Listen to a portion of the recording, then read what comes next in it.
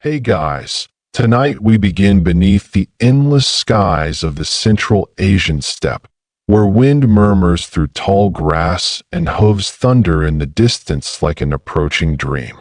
You're nestled inside a round felt tent, your cradle swaying ever so slightly as songs in a language older than maps echo softly from a nearby hearth. Outside, warriors chant beside their mounts, their braided hair catching the dawn light like dark ribbons. The air smells of fresh milk, saddle leather, and the dust of morning. You were born a princess, technically, but don't let that fool you into picturing silken slippers and cherry blossom baths. Here, royalty means being wrapped in fox furs and plunked down next to a rack of saddlebags. Your lullaby accompanied by the rhythmic sharpening of knives. Your first toys?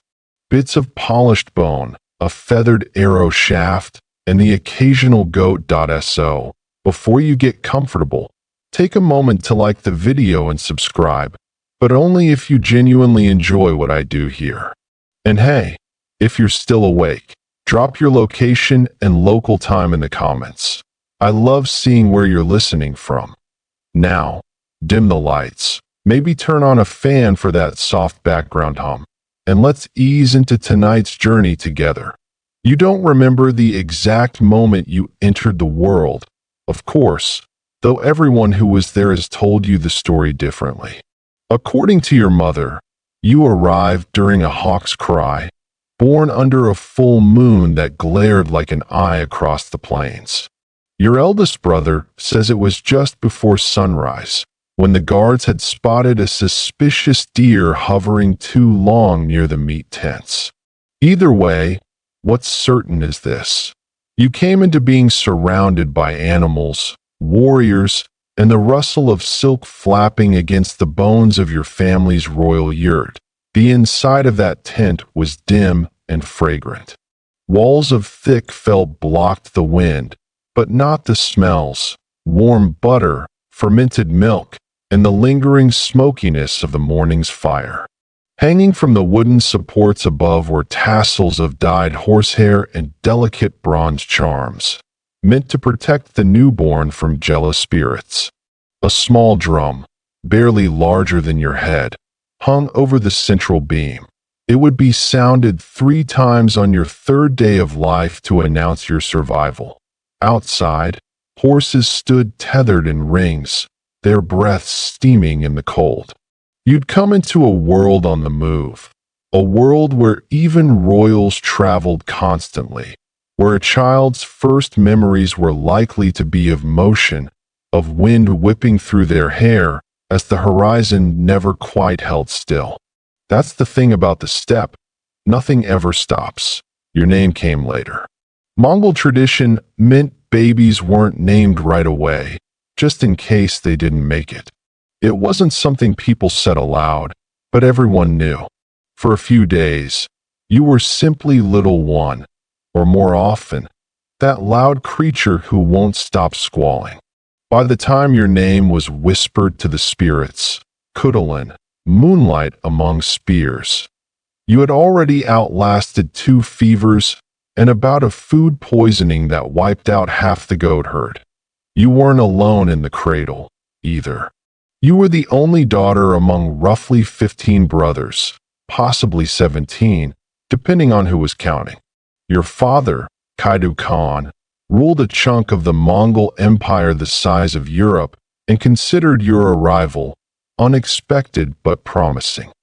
He gifted you your first mare before you could walk, and your first dagger before you could talk. Whether this was standard parenting or just Kaidu being Kaidu is hard to say. He was a practical man, and in his mind, no child of his should be caught unarmed, even in diapers. Those early days, though, were soft around the edges. Your wet nurse, a broad-cheeked woman who had once carried messages through snowstorms, kept you swaddled in fox fur and sang you battle songs disguised as lullabies.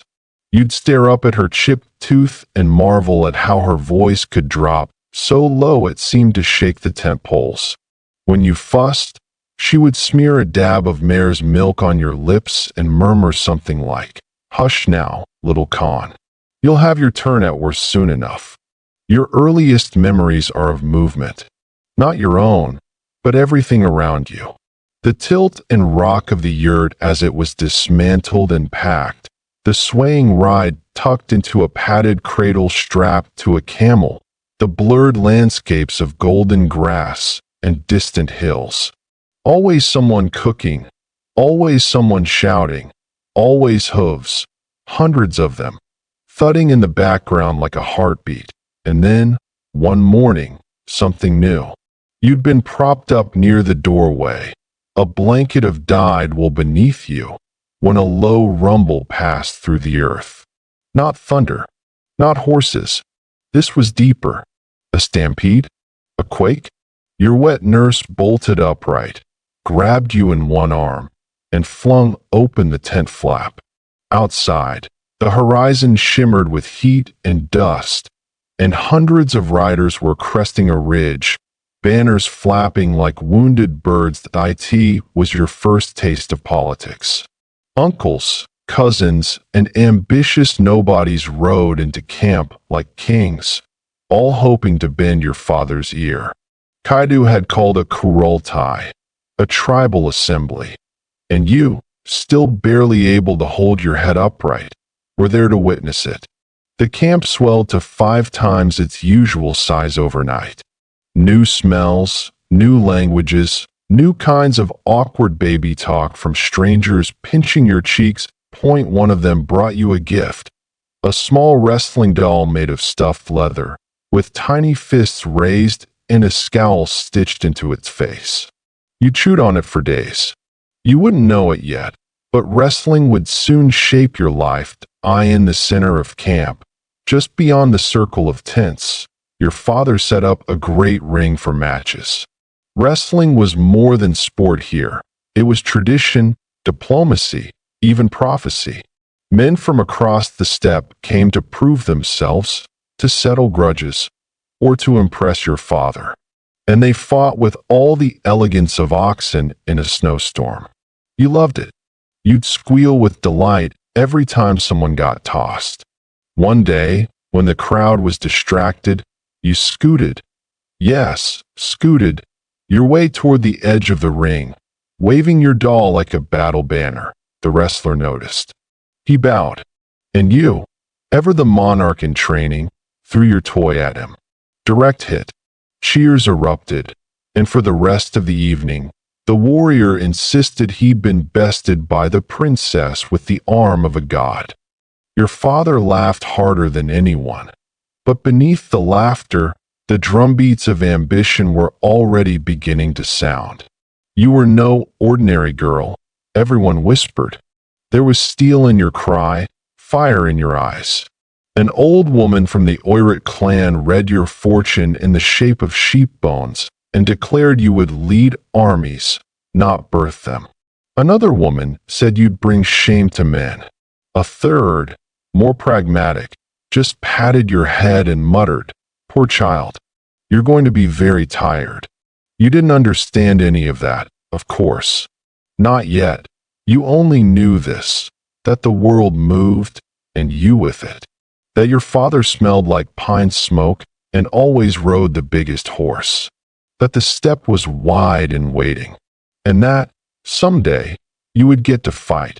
But for now, you sleep, as warriors bellow at the stars, and your tent flutters like a whisper in the wind. You're older now. Not much, maybe 4 winters, though time out here is measured more by how many colts are born than candles on a cake. Cakes being something you've only ever heard of in traveling songs. You live in a world of hooves and hides, smoke and movement. A world where your milk comes not in cups, but from a still warm pouch slung off a mare's flank. And where wrestling is not just a pastime, but practically a language. Your day starts early, because your nannies start early. Mongol nannies are not like the storybook ones you might find in velvet-cloaked kingdoms with polite little princesses. No lace bonnets here. No jingling bells. Your caretakers wear layers of wool and leather, smell faintly of garlic and yak butter, and think nothing of setting you atop a sheep just to see how long you can hold on. And yes, that's a test. Everything's a test. Balance first, says Batai, your main nanny, a woman built like a saddle with eyebrows that could scare off wolves. She lifts you up and plops you down on a small hillock with a view of the pastures. Then she points to a rust-colored goat that's sprinting across the steppe, yelling, "Now watch. That goat's smarter than your cousin. Watch and learn." You do watch. But your eyes always drift to the edge of camp, where the men and older boys gather to spar, their movements fast and strangely rhythmic. They circle, they slap, they grunt like tired bears. Occasionally, someone flies through the air. This is wrestling, you are told, and someday you'll try it too. Someday comes quicker than expected. It starts as a game. A small circle of children, mostly your brothers and their friends, throw each other to the ground in a flurry of elbows and laughter. You edge closer, hoping to be invisible and impossible at the same time. One boy, a smug little thing with a haircut like a badly skinned squirrel, notices you. "Khutulun wants to play," he crows, and the others pause, unsure that you're a girl. Girls don't usually wrestle. Not because they can't. There are a few women in camp who could pin a yak if needed, but because it's not expected. Girls churn milk and tend fires. You, however, have no intention of churning anything except bones. Batai watches from a distance, arms crossed. She doesn't interfere. She never does when you try something dangerous, which is often. And maybe that's why she's your favorite. The boys let you into the circle, amused. You stand opposite your brother Orjan, who is only a year older, but already a full head taller. He smirks. You smirk back. You've studied this. You've watched them move. You've seen where they grip and how they shift their weight. You've also noticed that most of them keep their feet too close together. Orjan lunges. You sidestep. He spins, but you're already behind him. You grab his waist, drop your weight, and, shockingly, flip him over your shoulder into the mud. The circle goes silent. Orjan's pride lands harder than his body. You smile sweetly. From that day on, you are not invited to play. But that doesn't stop you. Your lessons become secretive. You sneak out of the yurt at night, crawling under the flap like a fox, and find Batai sharpening a knife by firelight. "Teach me," you whisper. She grunts. "I already am," she says. "You've been watching. You've been learning. Now you practice." She teaches you the basics. How to ground your feet, how to breathe before the throw, how to let your body fall like water instead of resisting like rock. And she makes you wrestle everything: sticks, sacks of grain, a particularly cranky goat. You lose. Often. But you learn. Always. Meanwhile, your days are filled with dairy. So much dairy. Mongol childhoods revolve around animals, and animals mean milk. Goat milk. Sheep milk. Mare's milk. Even camel milk, which smells like wet carpets but makes excellent butter. You learn to churn it, store it, ferment it into arag, a mildly alcoholic drink that tastes like yogurt and thunder. You once drank too much of it and tried to fight a tree. The tree won. Meals are simple but satisfying. Dried meat, dumplings boiled in broth, and endless rounds of fermented curds. There's a cheese here called airwool that is so hard it could be used as a weapon. You once threw one at a cousin and knocked him out cold. Batai said she was proud, but only after checking if he was still breathing. Evenings are your favorite. The fires burn low. The air cools and the stars come out. So many that you once thought they were fleas of the sky. Your brothers gather around, telling tales of conquest and horses, arguing over who will inherit which sword. You listen silently, hugging your knees, committing every boast to memory point one night. As the fire crackles and the wind moans through the grass, your father sits beside you.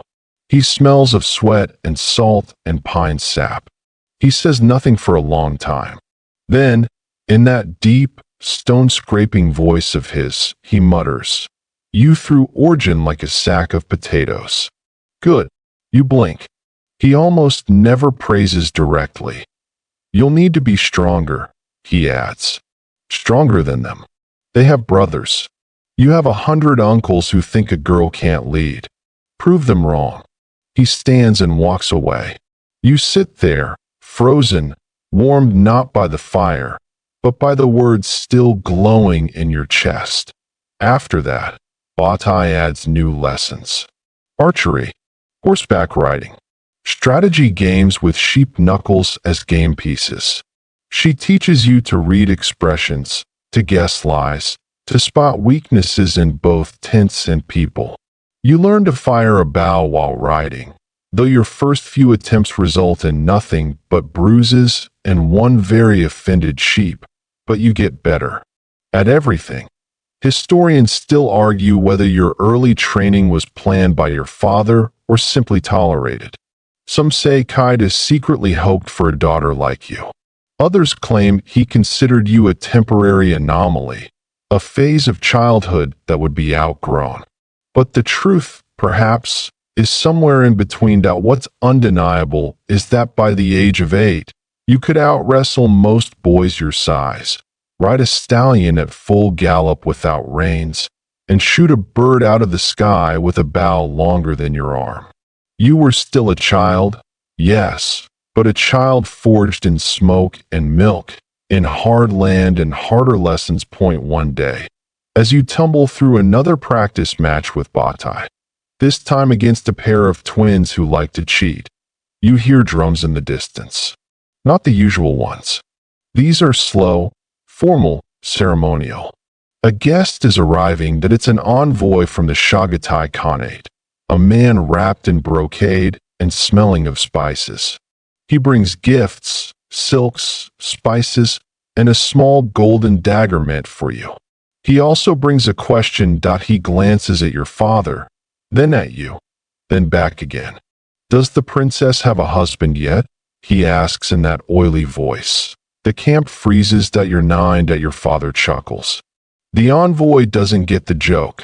That night, you throw the golden dagger into a tree and sleep like a stone. You're still young, but you've already memorized the rhythm of moving camp. The creak of wagon wheels as they're tugged from the dirt, the clatter of cookware being packed into felt-wrapped bundles, and the unmistakable curse of your eldest cousin every time he steps barefoot into horse dung before dawn. Again, your life is in motion. Always. You've learned that tents can be packed in under an hour, that a day's ride may mean crossing a grassy paradise or getting caught in a sandstorm that tastes like boiled leather. You've also learned to nap on a camel without falling off. Mostly, today is one of those days. You awaken to the familiar tug of your blanket being yanked away. Your brothers have creative ways of expressing affection, and the barked command from Batai, "We ride by the sun's third breath," which, as far as you can tell, means now, child. Get up. Outside, the camp is bustling. Women are boiling water, folding mats, bundling clothing and leftover bones from last night's stew. The wrestlers are stretching beside their horses. Your father's scouts are already riding in circles like moths around the edges of the camp. You lace up your boots, bite into a half-frozen dumpling, and wander toward your family's central yurt, the biggest one, with the gold-stitched flaps and the smell of serious decisions inside. There's a meeting. You are not invited officially, but officially has never been much of an obstacle for you. You slip in through the side, ducking past the flapping felt walls, and crouch beside a chest full of old armor. From this angle, You can just make out your father's shape, broad, deliberate, head tilted slightly as he listens to a stringy man with a limp and too many rings. The man is talking about borders, about uprisings, about Kublai's softness. You chew your lip and try not to sneeze as dust from a fox fur cloak tickles your nose. Your father interrupts the man with a single cough. The room stills. We move tonight, Kaidu says simply. No one argues. And just like that, the decision is made. Your family, your entire wing of the Steppe's royal chaos, will be on the move once more. You don't yet understand the full politics behind it, but you've gathered enough. Kublai Khan, your father's cousin and technically the official emperor, is consolidating power. Your father disagrees. Strongly. Vocally. With horses. For now, that means a change of scenery. Again, packing day is a chaotic ballet. Wagons groan under the weight of yurts broken into segments, walls folded like fans, roof rings tied with silk cord. The camels grunt. The horses prance, sensing adventure or tension or maybe just another excuse to make you chase them for fun. Bodai tasks you with rounding up the foals. They've slipped their rope again and are gambling near the river like overconfident toddlers. You mount your mare, who has all the charm of a sarcastic ant, and nudge her forward. The foals scatter. You give chase. Your father's realm isn't a tidy kingdom with castles and borders drawn in ink. It's an empire of movement, trails known by hoofprint, borders marked with cairns of stone and the bones of past warnings. You pass through wide valleys, dotted with herds and the occasional eagle circling overhead. You splash through streams so clear you can see the scales on the fish, even as your horse threatens to lie down mid-crossing. You guide the foals back, eventually, soaked and slightly triumphant. Back in camp, things are already vanishing. Tents become bundles. Kitchens become saddlebags. Even the wrestling ring, a flattened patch of dirt decorated with clumps of suspiciously loose grass, is gone by noon. Wide dusk, the caravan stretches like a living serpent across the plain. Wagons creak. Children shout. Someone is singing off-key about goats. You ride near the front, beside Batai and a weathered man who may or may not be one of your uncles. He keeps trying to give you meat strips he claims were blessed by a wolf. You politely decline. That night, you sleep under open sky. The stars are so sharp they look like they could cut you. Your brother Orjan sleeps beside you, mouth wide open, snoring like a drum caught in a storm. You briefly consider stuffing dried cheese into his mouth, but decide to conserve resources. The wind carries the scent of cold grass and distant rivers. You dream of fire. Not scary fire, just warmth. And drums. Always drums. The next few weeks pass in a blur of hooves and hills. You pass grazing fields so lush you'd think the earth itself was spilling secrets.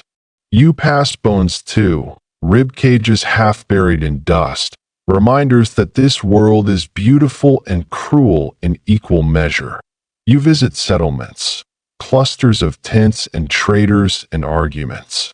Your father's presence is enough to make entire marketplaces go silent. He walks like a bear who's just remembered it owns the forest. At one such stop, you spot something new. A girl your age, hawking sweetened horse milk popsicles. Yes, really. She wears beads in her braids and stares at you without blinking. You stare back.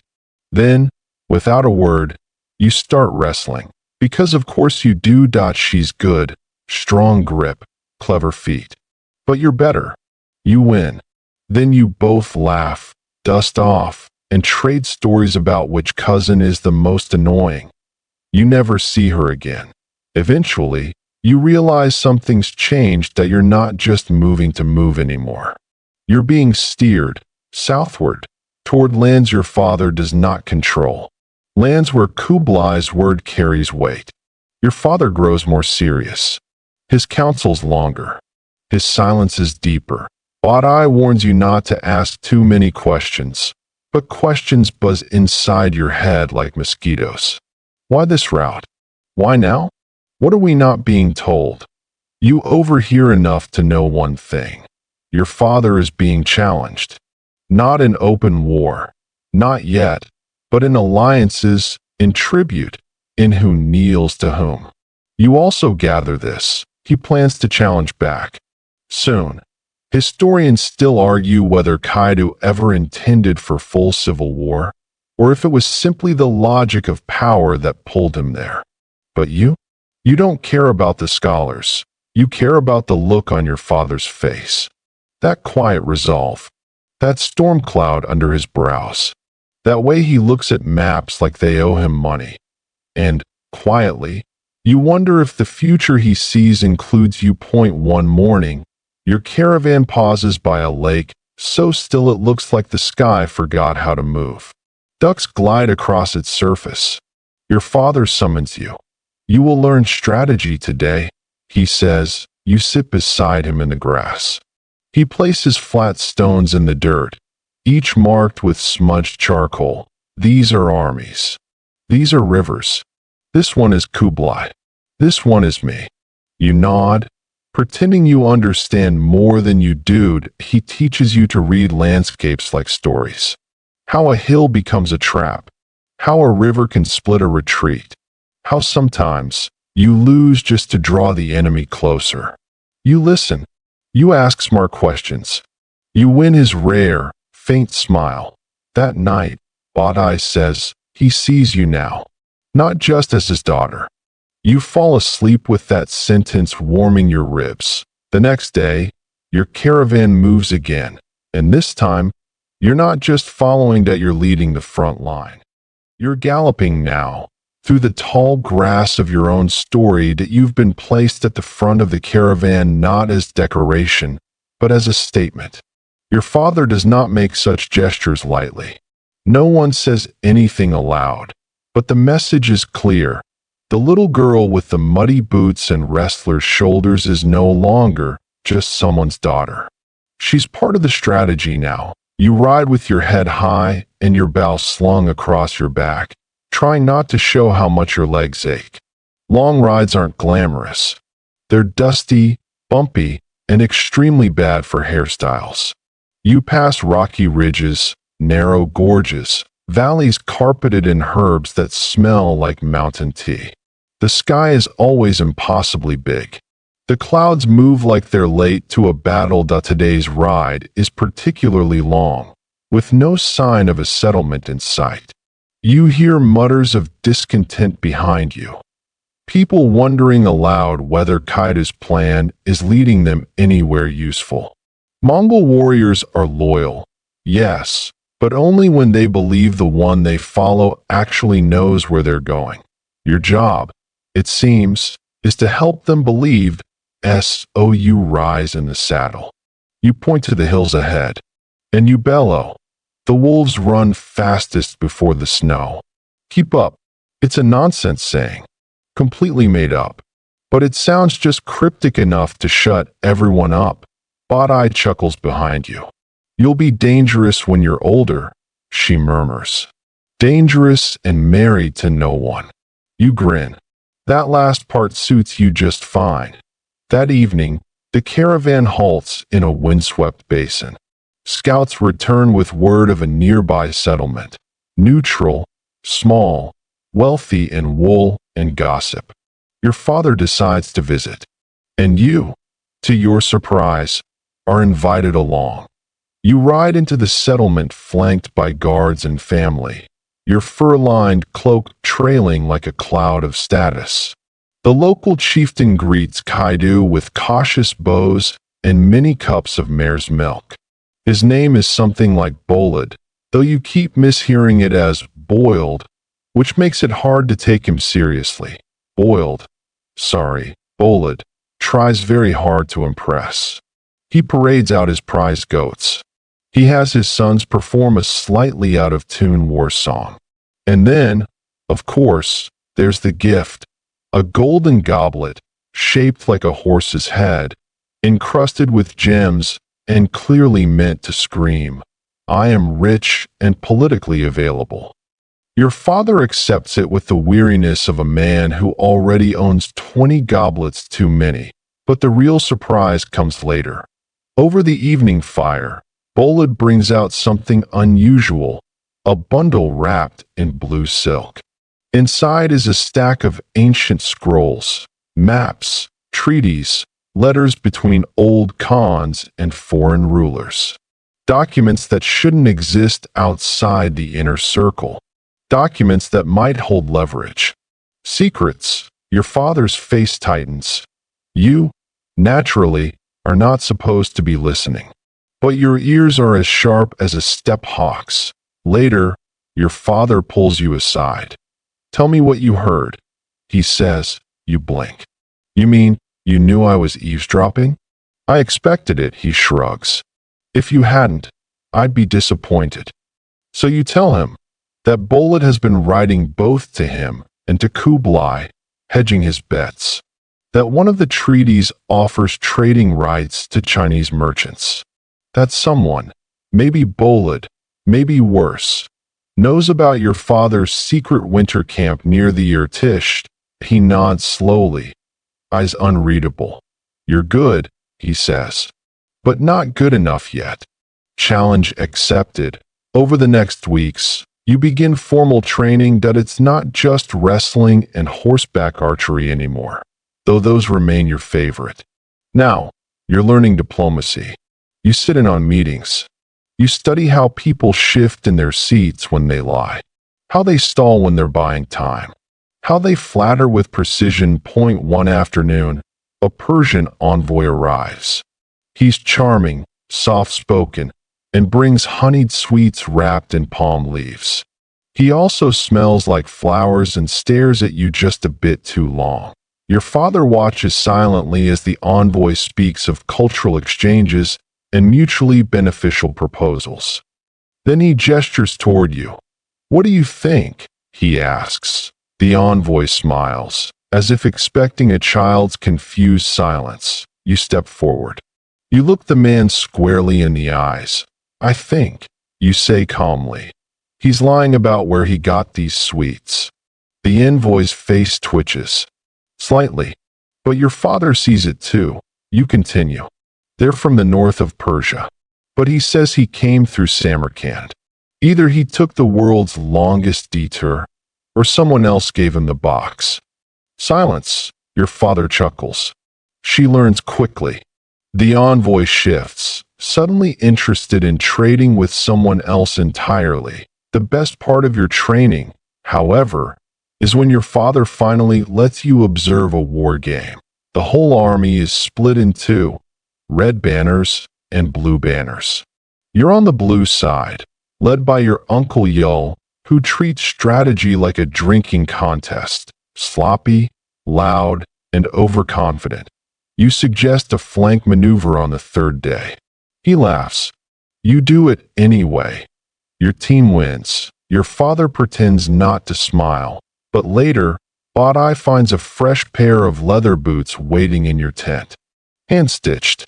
Just your size. One evening, camped beside a frozen lake that sounds like it's cracking beneath the weight of the moon, your father sits beside you. The firelight dances across his face like flickers of old memory. "You'll need to marry eventually," he says, not quite meeting your eyes. You don't answer. "I won't force it," he adds. Still, you wait.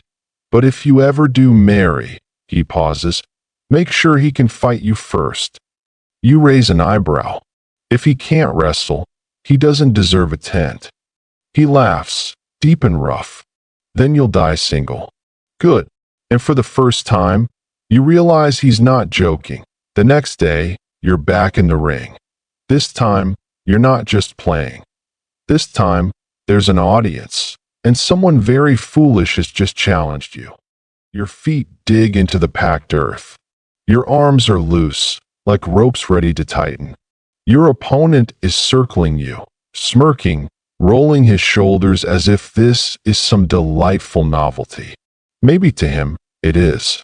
He's the son of a minor Khan, but the kind who arrives with a painted saddle and a declaration that he dreams of uniting bloodlines.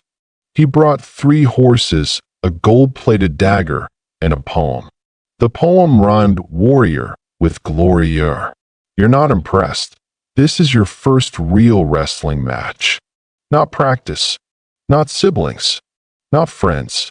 This one is public. The ring is simple. A patch of trampled grass surrounded by a crowd of warriors, servants, cousins, and horses that have no idea why everyone's so excited. Somewhere in the back, Batai is placing bets.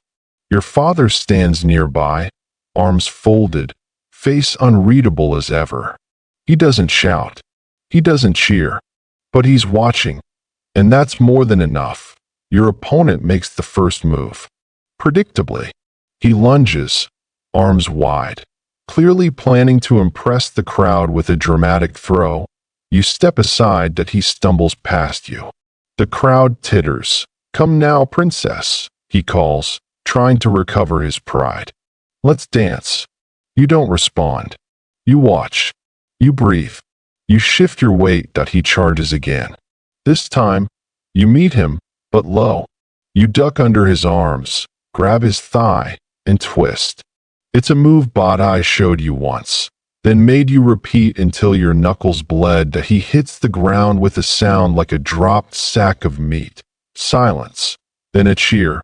You step back, dust off your sleeves, and offer him a hand. He takes it reluctantly that you've won. And with that, a tradition begins. The next few weeks become a blur of suitors. Word spreads that Kaidu's daughter is not just unmarried, but undefeated. Suddenly, it's not just about marriage. It's a challenge, a game, a prize that you're not sure who started it. Maybe your father, maybe the gossip around the campfires. But someone says it. She will only marry a man who can beat her in wrestling. And it sticks. From then on, every hopeful son of every ambitious family arrives with gifts, declarations, and increasingly elaborate belt ornaments. They also bring horses, dozens of them, because each suitor must wager 10 steeds before the match. If they lose, the horses are yours. If they win, well, no one has. You quickly become the wealthiest unmarried woman in the steppe. Your herd grows faster than your appetite for fermented milk. One man offers 20 horses, plus a singing parrot. The parrot refuses to sing. You pin him in less than a minute. The man, not the parrot, another arrives with a flute made of jade and a song composed in your honor. He lasts longer, almost 2 minutes, but still ends up flat on his back, gasping something about her demonic strength. Batai begins keeping a tally. After 15 matches, she paints a small line on your saddle horn. After 30, she adds a second horn. By the time you've hit 50, people begin to whisper. Some say you're cursed. Others say you're blessed. A few claim you're actually a man disguised as a woman. Batai tells one such whisperer that you're a spirit raised by wolves, and watches him fall off his horse in fright. Even your brothers grow uneasy. They joke about how no one will ever marry you, then avoid eye contact. You don't mind. You like the solitude. You like the challenge, and honestly, you really like the horses. But it's not all jokes and trophies. One night, a man tries to cheat. He hides a small knife in his belt. Just a tiny thing, meant to scratch, not stab. You don't notice at first. The match begins. He circles, and then, too fast for the crowd to see, he slashes at your thigh. The blade glances off your trousers, barely cutting skin. But it's enough. You freeze. Then you slam him. Hard. He doesn't get up. The crowd gasps. Your father storms forward. For a moment, Everything is chaos. Then you kneel beside the man, lift his belt, and display the hidden knife. Silence. Your father nods once. Banish him, he says. Just like that, the cheater is dragged away, and no one dares challenge you for weeks. And yet, as the seasons turn, something shifts. You begin to wonder, quietly, alone, what you're actually waiting for. Not for a husband. That was never the point. But for someone who gets it. Who doesn't just want to win you, or prove something, or ride off with a story to tell. You wrestle not just to test them, but to see them. How they move, how they think, whether they panic or adapt. It's your way of reading souls. And so far, every soul has come up short. Until one day, a stranger arrives in no retinue. No poems, no fancy saddle, just a quiet man with dust on his boots and calm in his eyes that he wagers 10 horses like the rest, and then he surprises you, not in strength, not in technique, but in restraint that he doesn't charge. He doesn't boast. He watches you, like you watch others. The match begins. You circle that he circles. You fake a lunge that he doesn't fall for it. You grapple. He yields, then counters. He's good. Too good. Halfway through the match, you slip, just slightly. Your foot catches a rock. He sees it that he could win, right then, but he doesn't that he pauses. Gives you time to recover. You both lock eyes. And for the first time, you wonder, do I want to lose? You don't, of course. You flip him, but not too hard. The crowd erupts. You raise his hand, declare him worthy. You walk away with 10 new horses and a question burning in your chest. That night, you sit by the fire, staring into the coals. Botai joins you, chewing on dried lamb. He was different, she says. You don't respond. He's staying another night, she adds. Just so you know. You nod, then ask, without looking up, do you think I'll ever marry? Botai shrugs. Maybe, if the right person ever shows up. And if they don't, she smiles. Then you'll just have more horses. You laugh, and for now that's enough. Your father has many titles. Khan of the House of Ogdi, Master of the Western Steppe, Custodian of the Great White Standard. But the one he uses most often, and with the least patience, is father of 100 sons. He says it with a groan, or a sigh, sometimes with a squint like he's trying to remember who's who. Technically, the number is closer to 16. 17, if you count that one boy who showed up with his mother and a suspiciously familiar nose. But in the chaotic flow of Mongol leadership, where concubines are common and birth records are vague, the math gets fuzzy. You are his only daughter, and that makes you different. At first, it made you a curiosity. Then, a kind of challenge. Now, it makes you something else entirely. A problem, not to your father. He, oddly, seems proud of the way you throw his sons across the wrestling ring. But to others, especially the older warriors and advisors who've spent their lives elbowing for influence, your existence is inconvenient. You see, in Mongol society, leadership was never strictly male-only. Queens have ruled. Mothers have commanded armies. Wives have brokered peace. But it's not common, not preferred, especially not when a Khan has a battalion of sons to choose from. Which is why, lately, you've started to notice the looks, not the usual, who would dare marry her, glances, but something more calculating. It starts with the councils. Kaidu holds regular meetings with his generals and sons, strategy sessions, trade discussions, long, smoky gatherings full of maps and mutton. For a while, you were allowed to sit in the back, silent, respectful. You watched. You learned.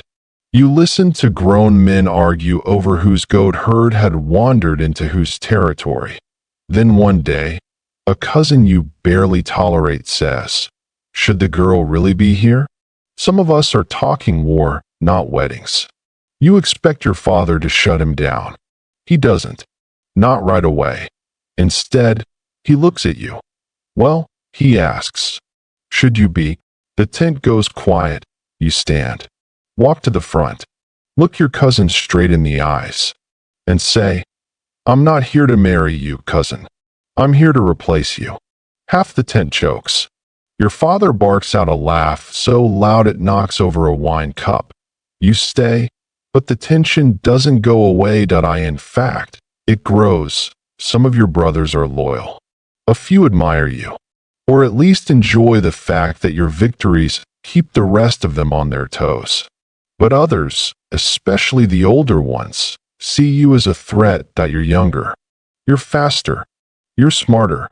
And most dangerously of all, your father listens when you speak. So they test you. First, with subtle insults. Then, with exclusion. Then, with something bolder. One day, while out scouting with a small party, you find yourself suddenly, accidentally, separated from the group. Your horse spooks. Its bridle has been tampered with. You fall. You hit the ground hard, shoulder first, and black out for a few moments. When you wake, it's nearly dusk. No guards. No scouts. No food. Just you, your bruised ribs, and a sky full of indifference. You do what you've been trained to do. You survive. You gather your bearings. You find your mare, grazing nervously by a stream. You ride back, slowly, painfully, to camp. When you arrive, bruised and caked in dust, your brothers look surprised. Your father says nothing. But the next morning, the scout leader is reassigned to dung duty. For a year, you start keeping your own watch at night. You trust Batai, of course, and a handful of others. But the circle is shrinking. You feel so you build your own network, stable hands, armor polishers, milkmaids, children. You ask questions, reward information, and never underestimate the value of someone who knows which tents whisper at night. Mongol camps may be mobile, but rumors travel even faster than horses. You learn that 2 of your brothers are trying to forge alliances with rival Khans, quietly. You learn that someone has been paying traders to smuggle letters beyond the western mountains. And you learn that your name, your right to succeed, is being debated in more tents than you knew existed. You take notes. You smile politely. And you wait. One afternoon, your father calls for a match. Not wrestling. Not sparring. A full-scale, mock battle. 2 teams. 50 riders each. Real horses, real tactics, but no killing. You're placed on one side. 3 of your brothers are on the other. At first, it seems like a test. Then, like a trap. But you accept, because you don't just want to prove yourself. You want them to stop pretending you're not already dangerous. The battle begins with a thunder of hooves. You ride fast, flanking wide, using hills to obscure movement. You send a small team to feint on the left while you press hard on the right. Your opponents, used to brute force, fall for by mid-battle. Your team surrounds their center. You capture their flag. You win. And when it's over, panting and mud-streaked, your brothers avoid your eyes. Your father says nothing. But that night, your tent is guarded by twice the usual number of men. Not to protect you, to protect others from you. Historians still argue whether Kaidu ever seriously considered naming you as his heir. Some say he encouraged your strength to intimidate his enemies. Others claim he saw in you the ghost of Temujin himself, reborn not as a son, but as a daughter with iron will. But those scholars weren't there. They didn't see the way he watched you over the firelight. How he sometimes tested your judgment in small, sly ways, asking your opinion on a grain dispute, then using your answer word for word at council. They didn't see how, when you spoke, warriors leaned in. Even the older ones, they didn't see how your father aged, and how he began, slowly, to trust no one quite the same way he trusted you. And yet, for all your strength, all your strategy, all your confidence, you're still human. There are nights when you stare at the stars and wonder if you'll ever be allowed to be something other than a symbol. When you hear laughter from the younger girls tense and ache for the simplicity of not mattering so much. When you look at your own reflection, dusty, scarred, proud, and wonder what it might have been like to be soft. Just once. But softness is not a luxury you've ever been offered. And so, you braid your hair tight. You oil your bow. You sharpen your knives. You watch your brothers. And you wait, because one day soon, your father will be gone. And when that day comes, there will be no votes. Only strength. Only steel. Only you. The day you break your first man's nose isn't the dramatic, slow-motion moment you might expect. There's no thunderclap, no crowd chanting your name, no celebratory flag waving in the wind. It's mid-morning. You haven't even finished your bowl of curdled milk yet. It happens during a practice match, one of many that week. A traveling warrior camp has joined your father's for a seasonal alliance meeting. As is tradition, the two camps host a series of friendly competitions: wrestling, archery, horse racing, throat singing. Though, to be honest, throat singing often turns into a yelling match with rhythm that you've already beaten two opponents. The third is a tall, broad-shouldered man named Nurjan. He's older, by at least a decade, and clearly expecting an easy win. Maybe he didn't get the memo. Or maybe he's been drinking too much of that cinnamon-spiced goat wine they brought from the east. As you tighten your sash, he grins. "I'll try not to hurt you, princess," he says. You return the smile. "Oh good. I won't extend the same courtesy." Laughter ripples through the crowd. Batai, watching from a distance with a half-plucked duck on her lap, chuckles without looking up. The match begins. Nurjan lunges. He's heavy, strong, and makes the mistake of assuming that's enough. You let him push you, just a little, enough to draw him in. Then you pivot. A quick grab, a twist, and your elbow rises, too fast, too precise, too hard that it connects. His nose makes a sound like stepped on snow. Blood. Instant and vivid that he stumbles back, clutching his face. The match is over. You don't gloat. You just bow and step aside. For a moment, no one knows how to react. Then, applause, scattered at first. Then louder. Then cheers. Nurjan mutters something and storms off. Probably about your unwomanly behavior. Probably about how someone warned him she was tricky. Probably about how he wasn't really trying. But no one listens. Because they saw.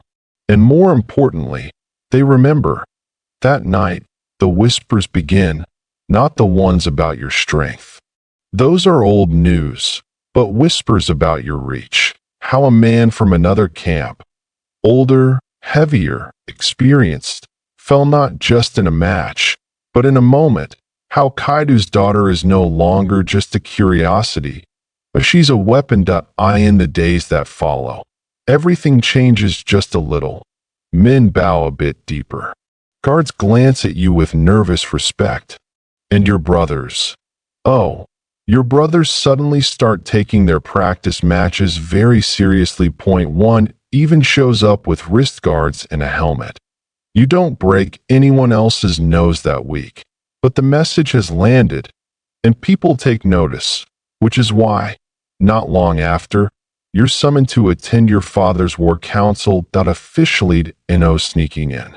No crouching behind storage chests. You walk in through the front, flanked by guards, and take your place on the fur-covered seat beside your father. Your cousin Sagtai raises an eyebrow. He's the one you once beat in a 3-minute match that ended with him stuck under a saddle. Your father clears his throat. Khutulun will be advising on these campaigns. If you have a problem, speak now. No one does. They won't. Not now. The council is planning a campaign. Nothing too dramatic. Just a precautionary pressure initiative against a neighboring Khan who's been testing border boundaries. Someone who's allowed bandits to rob caravans carrying your father's tribute. Someone who wrote Kaidu a letter ending with the phrase, "Perhaps it is time the wolves chose a new den." Subtle. You listen as generals propose the usual. Send a dozen scouts. Burn a few outposts. Scatter the enemy's livestock. It's textbook Mongol maneuvering. You raise your hand. They blink. Why scatter the livestock? You ask. Seize them. Then send a message offering to return the animals in exchange for 2 hostages and a formal apology. The room goes still. One of the generals scoffs. We don't ask for apologies. We take them. You tilt your head. Yes. And then we spend 3 months chasing retaliations. We're not here to impress goats. We're here to win without dragging our army into a winter. There's a pause. Your father says nothing. Then he nods. Do it. Just like that. You're in command of a diplomatic raid. You ride with 30 men. Trusted ones. Some are yours. Wrestlers you've trained with. Scouts you've outshot. Others are Kaidu's loyal veterans, who now refer to you in that odd mix of reverence and fear normally reserved for bears who can open tent flaps. The raid goes smoothly. You strike at dawn. Quiet. Fast. Decisive. No bloodshed.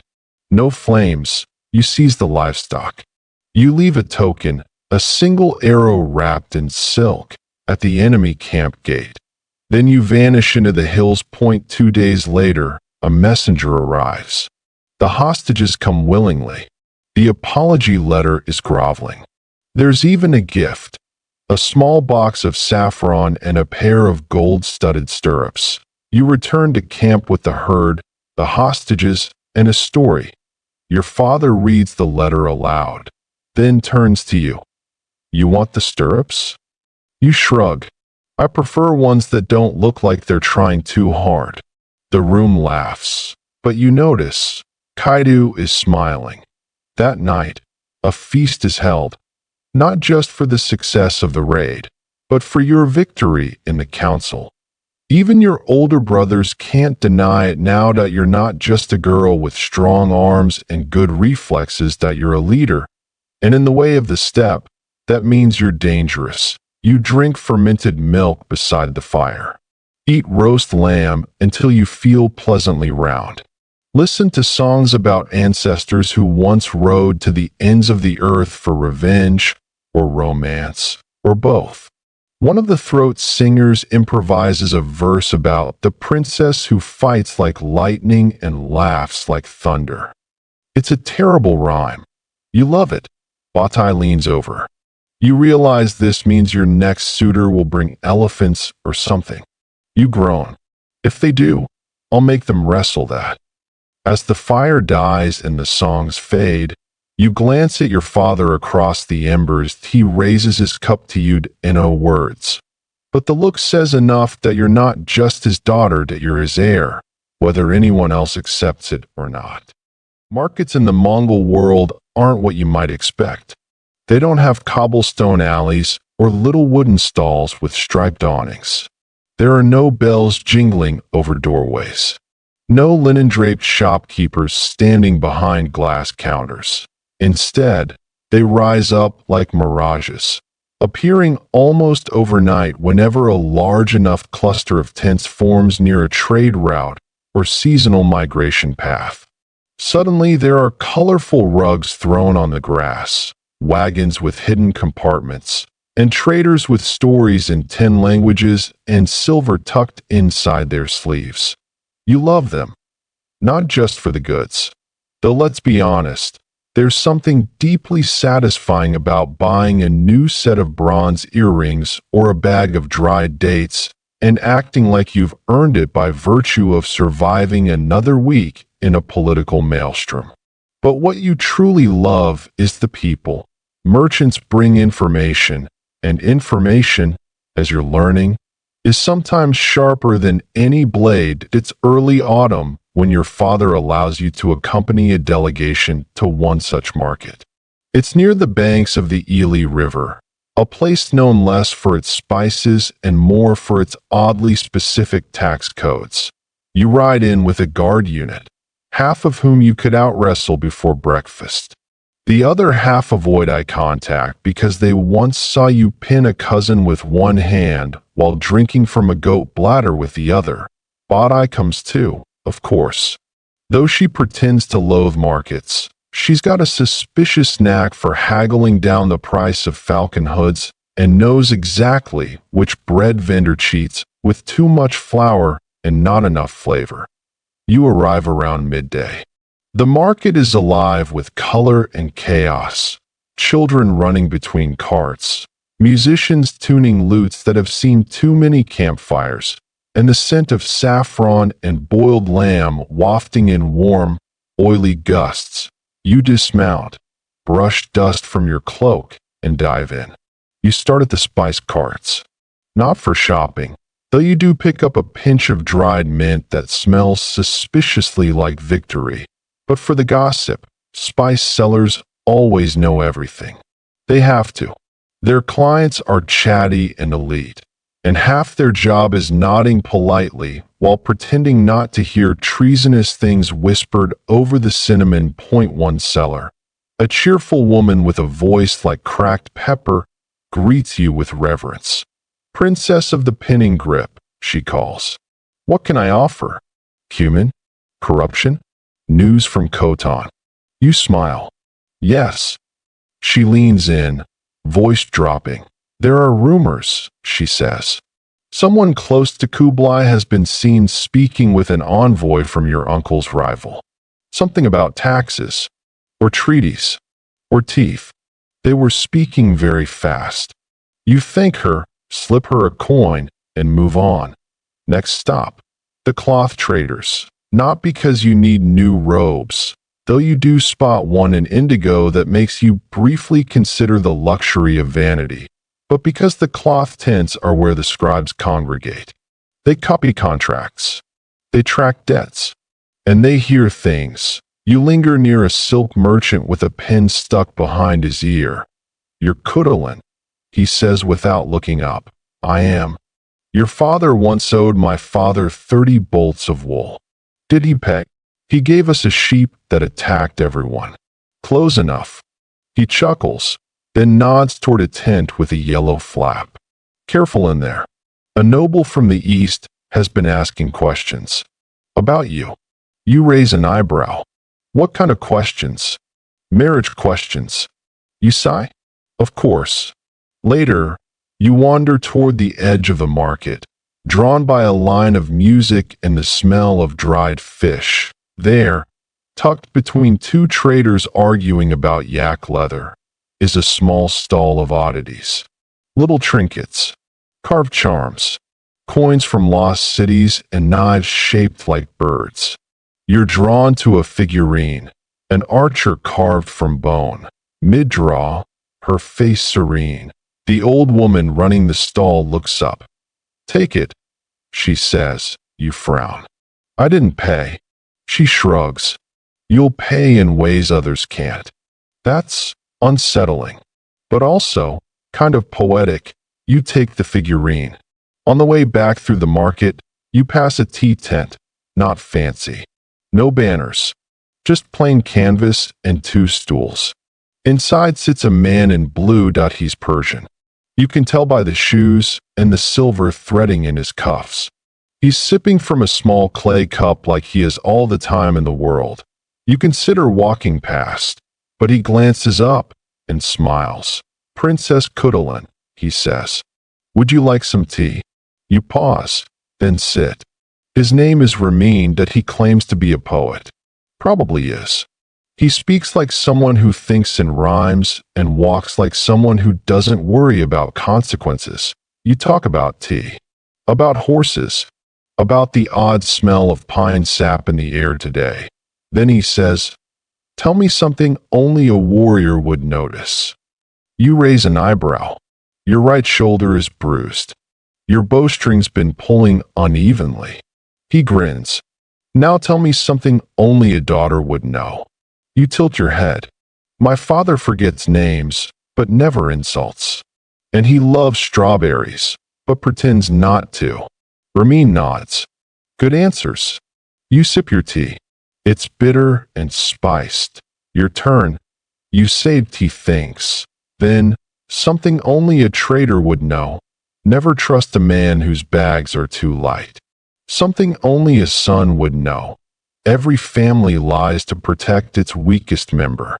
You stare at him. There's more here. But you're not sure what. Batai appears behind you like a summoned storm cloud. "Time to go," she says. Ramin stands. Bows. It was an honor. You ride out soon after, the figurine tucked in your sleeve and the taste of peppery tea still on your tongue. That night, you lie in your tent, staring at the yurt ceiling. Someone asked about you in the market. Marriage questions. Someone else, maybe that Persian, knows more than he lets on. And that figurine, it feels heavy for something so small. You place it beside your knife, close your eyes, and whisper to the stars, "If anyone thinks I'll be easy to win, tell them to bring a better plan."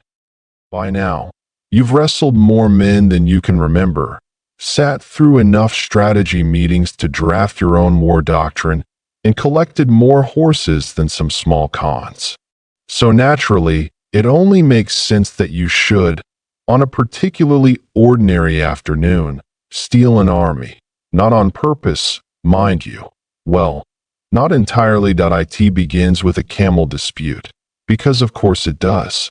Your camp is parked near a river bend in the upper Darim Basin, nestled in tall yellow grass where mosquitoes buzz like rumors.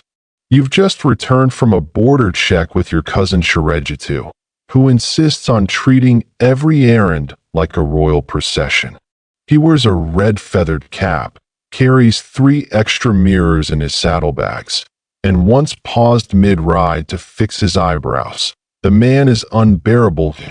He's also nominally in charge of organizing a minor patrol to a contested hill range in the west. Nothing fancy. Just a show of presence. Kaidu wants it done quietly, respectfully, ideally without anyone's nose being broken this time. But Sharejitu and his men are too busy arguing about how many camels they're owed. You sit near the fire, listening. 2 camel herders, 3 scouts, and your cousin are now for insults deep into a debate that involves lineage, blanket sizes, and a rather ugly incident involving a stolen cooking pot from last winter. No one is leaving anytime soon. You sip your tea. Then, you quietly stand. You walk to the small row of tethered horses, 15 of them, sleek and alert. You mount yours, and you ride. You don't shout. You don't wave a banner. You don't even look back. But something about the way you mount your horse, calm, direct, utterly unbothered, sends a ripple through the men nearby. One by one, they glance your way, then at each other. Then, shrugging in that particularly Mongol way that says, "Sure, why not?" they start following. First 5, then 10, then 20-3. By the time you reach the ridge, you're flanked by 32 riders. It's only when Badai rides up beside you, brows raised to the heavens, that you realize what just happened. "You stole Sharejita's army," she says. "No," you reply. "I liberated it." She snorts. "But Kaidu said," "I know what he said," you cut in. "But someone needs to see the hills before someone else takes them." She pauses, then nods. "Fine. But if we get exiled, I'm blaming your eyebrows." The hills in question are low, jagged things, scrub-covered, with rocky spines that catch moonlight like broken teeth. You've heard stories of skirmishes here, small groups testing boundaries, planting flags, snatching livestock. You intend to make sure none of that becomes permanent. You ride up slowly, cresting a ridge just as the sun begins to slide behind the western cliffs. What you see is both expected and not a rival banner. Small, faded NO troops. Just 3 sentries lounging near a cooking fire. They see you. You see them. Everyone pauses. You raise a hand. Then ride down. Your men stay put. You, Batai, and one guard approach. The sentries are tense. One shifts his spear. The youngest flinches when you dismount. I'm not here to fight, you say, unless you want to. They blink. You sit down on a flat rock. You're on our side of the hill. You add, the oldest one, bearded, scarred, weary-looking nods. Only for the night, he says. Our leader got lost. Took half the camp looking for a stray ox. You raise an eyebrow. Batai coughs softly behind you. Very well, you reply. Spend the night, but leave at sunrise. The man nods again. Thank you, princess. You pause. Tell your leader. The next time he crosses this line, he'll have to wrestle me for it. He pales. You ride back up the ridge, moon rising behind you like a silver drum. The next morning, they're gone. You inspect the campsite. Nothing stolen. Nothing burned. Just a single ox hoof print in the dirt that might be real or might be a very lazy excuse. Your patrol circles the area, flags a few suspicious trails, and returns with minor supplies and one goat of questionable loyalty. You name it Shirejitu. Back in camp, your cousin is furious. You took my men, he yells, voice rising an octave. They followed me. You shrug. They were assigned to me. And they left you, which says a lot, honestly. He storms off in a cloud of embroidered rage. Your father is less dramatic. You meet him in his tent that evening, bringing the goat as a peace offering. He studies you for a long moment, then says, Did you provoke a war? No, you reply, but I may have prevented one. He nods. Good. Then he gestures to the goat. Is that for me? No, you reply. It's a lesson. He laughs and keeps the goat anyway. Historians still argue whether this minor event, the ox incident, as Batai calls it, had any real geopolitical impact. Some say it was nothing. Others claim your calm presence in those hills prevented a border conflict that could have cost hundreds of lives. But you remember it as the first time men followed you without being told to in order, no title. Just instinct. That kind of power can't be gifted. It has to be earned. And you're just getting started. If there's one thing the Mongols love more than horses, fermented milk, and passive-aggressive marriage negotiations, it's war games. They call them Natum, festivals of skill, strength, and subtle political messages buried under a very thin layer of pageantry. Archery, racing, and wrestling take center stage, but the real prize isn't the trophies. It's influence, respect, maybe even a quiet invitation to speak a little louder at the next council. This time, your father has arranged something bigger than usual, not a casual contest, not a celebratory display, but a full-blown, multi-day war game on the Steppe.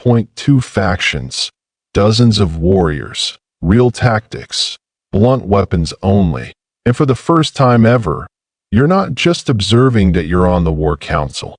Actually, you're leading one of the sides, and your opponent?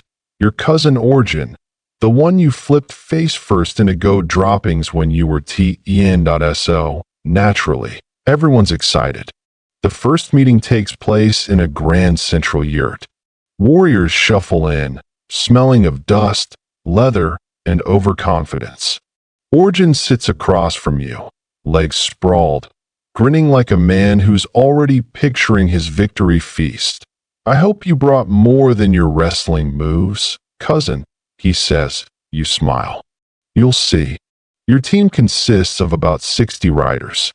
Some veterans, some hot-headed young bravos, a few of your own chosen scouts, and Batai, of course, who arrives with a jug of airag and the warning, "Don't try to outsmart yourself." Remember, simple plans win games. You do, which is why you spend the first night doing something very unstrategic. You watch, you walk among your men. You learn who has the fastest horses, who braids their saddle knots with charms, who pretends to be dumber than they are, and who still can't figure out how maps work without spinning them 3 times. You don't give orders yet. You ask questions, and that's what unnerves them the most. Your plan begins not on the field, but in the kitchen tents.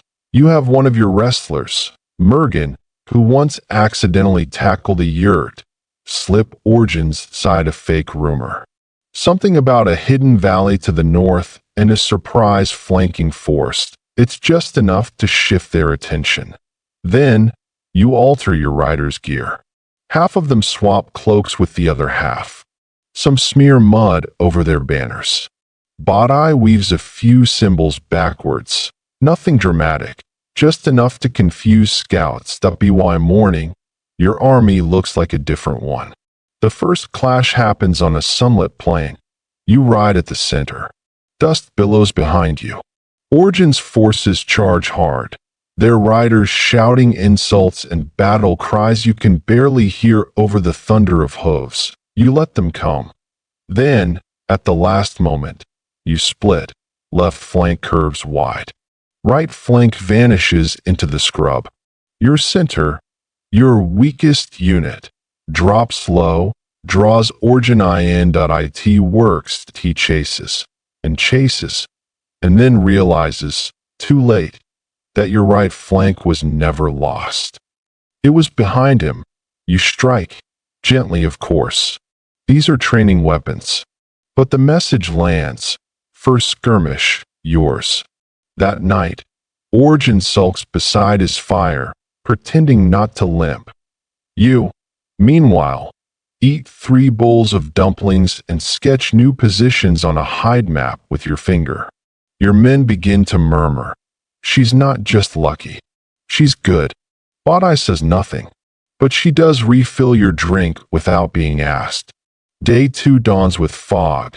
Perfect. You move your camp before sunrise. Quiet. Fast.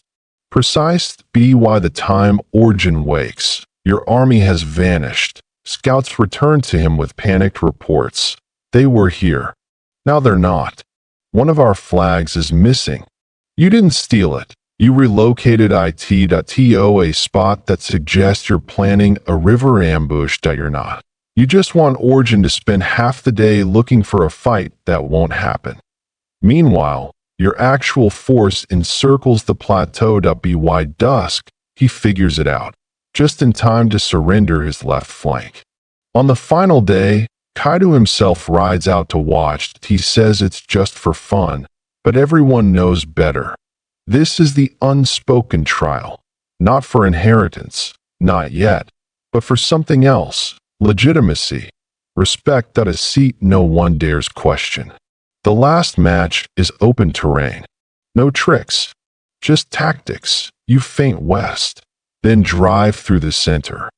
Origin resists, valiantly, even cleverly, but by now, your men trust you, and are starting to ask quiet questions.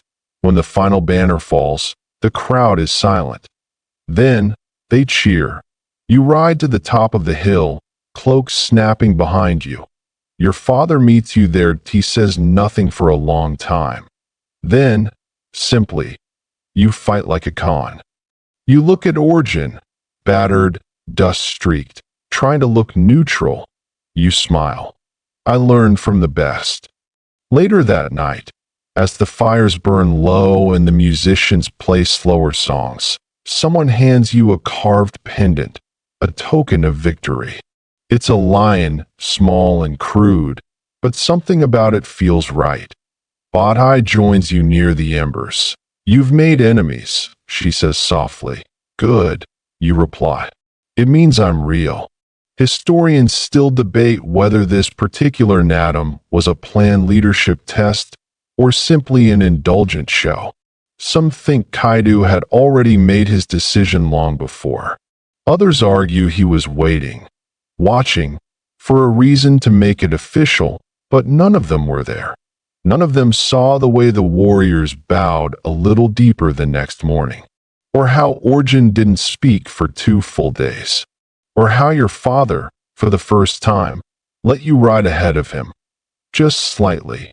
When the camp moved again. No, they weren't there, but you were, and you remember it all. The messenger arrives at dusk, bringing dust, tension, and a letter with more flourishes than a falconer's saddle. He bears the seal of the great Khan himself, Kublai, ruler of the Yuan dynasty, emperor of China, grandson of Genghis, and your father's favorite political headache. Your camp, which had been settling into its usual evening rhythm of soup and suspicious dice games, suddenly becomes a flurry of activity. Kaidu's advisors gather. Guards adjust their armor. Batai mutters something about the timing being conveniently theatrical. You, meanwhile, keep your expression unreadable, but your stomach does that twisty thing it only does when something big is coming. And it is, because Kublai Khan has invited your father, and by extension, his court, to attend a diplomatic summit in person at the Yuan court, which means you're going to meet the man whose name has hovered over every campfire conversation since you were old enough to hold a sword. The decision to accept is not immediate. Your father paces, his generals argue. Some say it's a trap. Others say it's a chance. One particularly dramatic cousin declares that the stars warn against long journeys and is promptly told to go count goats instead. You listen, you think, and when the council quiets, you speak. If we don't go, you say, he looks like the unifier and we look like the wild dogs. If we do go, he has to treat us like guests, equals, or at least pretend to. Your father considers, then nods. We go. Preparations begin immediately. Gifts are selected. Horses, furs, swords with engravings so fine they look like they were whispered into the steel. Kaidu may not respect Kublai's rule, but he knows the value of presentation. You, to your dismay, are asked to wear formal robes, not just your usual battle cloak or ceremonial leather, but real, trailing, heavily embroidered robes. They feel like being hugged by an arrogant curtain. Batai helps you into them, smirking. You look like a statue of a very unimpressed moon goddess. You try to move. I can't even breathe in this. That's the point. They think women should be decorative. You frown. So what do? Decorate harder. The journey to court takes weeks. The landscapes shift, grassland to woodland to river plains. You pass silk caravans, fishing villages, and cities that smell of incense and ambition. Your horses grow restless. Your men grow silent. Everyone knows this is not just a visit, it's a weighing. When you finally arrive, it's like stepping into a different world. Kublai's court is vast, ornate, exhausting. Tall halls, walls painted with gold dust, courtiers who speak like riddles and smile like they've swallowed something bitter. That you're announced with proper fanfare. Your name echoes in a dozen dialects, followed by a list of your alleged virtues, many of which are made up on the spot. Your father walks beside you, his gaze fixed, his shoulders squared. You trail half a step behind. Not because of tradition, because you're watching everything. Kublai Khan is older than you expected. Not weak, There's steel in him still, but clearly no longer the storm he once was. His beard is grayer. His fingers are heavy with rings. His voice, when he greets Kaidu, is low and smooth. "Cousin," he says. "Khan." Your father replies, "Neither bows," which is its own kind of ward. You're introduced. Kublai's gaze lingers on you for a beat longer than necessary. "So this," he says, "is the one who wrestles suitors." You smile. "I only wrestle those who ask poorly." There's a beat, then a chuckle from Kublai, and just like that, the room breathes again. The following days are a blur of ceremonies, feasts, and formal negotiations. You're not always present for the main meetings, but your father debriefs you each night. "They want a treaty," he says, "but they also want us to kneel." "Will we?" "No, then why stay?" "To see how badly they want us to pretend." You meet many people, advisors, princes, diplomats who try to impress you with metaphors about rivers and swans. One woman, Lady Jin, catches your attention.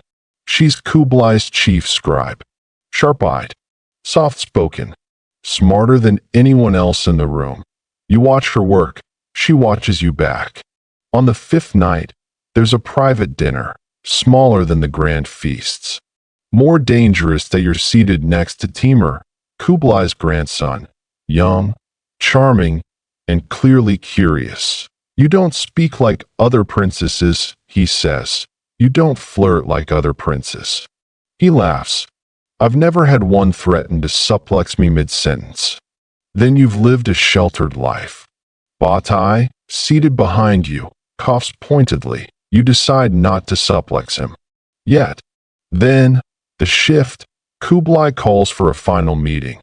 Only his closest advisors, and Kaidu, plus you. An unusual honor, your father notes. You enter a chamber lit with blue lanterns. Carpets thick enough to silence any footsteps. Maps on the walls. Scribes poised like falcons. Kublai is already seated. He begins slowly. Talks of unity, of Mongol blood, of the need to avoid unnecessary conflict in the face of foreign powers. Then he makes his offer. "Ally with me. Become my brother and rule, and your daughter will be married to a noble of my house." You stare at him. "So does Ku." There is silence, and then your father says, "She chooses for herself." Kublai smiles, but it doesn't reach his eyes. "I thought you might say that." That night, you walk alone through the lantern-lit gardens behind the court. Lady Jun appears from the shadows. "You are not what they expected," she says. You nod. "They never are." Then she adds, "Be careful. Not all alliances are made with swords. Some are made with names." You return to your chambers and begin planning your departure. The next day, Kaidu politely declines the marriage proposal, diplomatically, graciously, formally, and without apology. The court is shocked. Kublai says nothing, but he watches you as you ride out of the gates. Historians still debate what that meeting meant. Some say it was the last chance to unite the fractured Mongol Empire. Others say it was theater, posturing for later wars. A few believe the marriage proposal was never serious, just bait to test loyalties. But you remember the weight of those blue lanterns, the silk too tight across your ribs, and your father's voice, calm and quiet. She chooses for herself. You ride home lighter than you arrived, but far from at ease, because choosing for yourself is not freedom, that it's the start of something harder. Let's talk about poison. Not the dramatic, smoke pouring, drop dead while gasping, kind you read about in Southern court tales, where a single cherry pit means doom and everybody conveniently dies with a tragic monologue. No, Mongol poison is subtler, harsher, often homemade, and almost always introduced during a meal that starts with a smile, and ends with someone spitting blood into their dumplings that you've heard of it before, of course. Whispers at council meetings. Rumors passed between traders. Tales of cousins who suddenly took ill after being reconciled with rival uncles. But this is your first time seeing it up close. And it's your cousin who tries it. It's a private dinner, meant to celebrate your return from Kublai's court. Your father wants a quiet affair. Just close family. A few trusted generals. A pair of musicians playing two-string horsehead fiddles in the corner.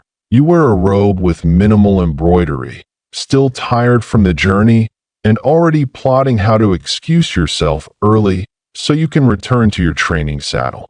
Everything seems normal. There's arak. There's roasted lamb. Someone brought goat pies, which Batai eyes with suspicion. Your cousin Yegu, seated across from you, raises his cup a little too enthusiastically. To Khutulun, he says, voice too cheerful. The pride of our camp.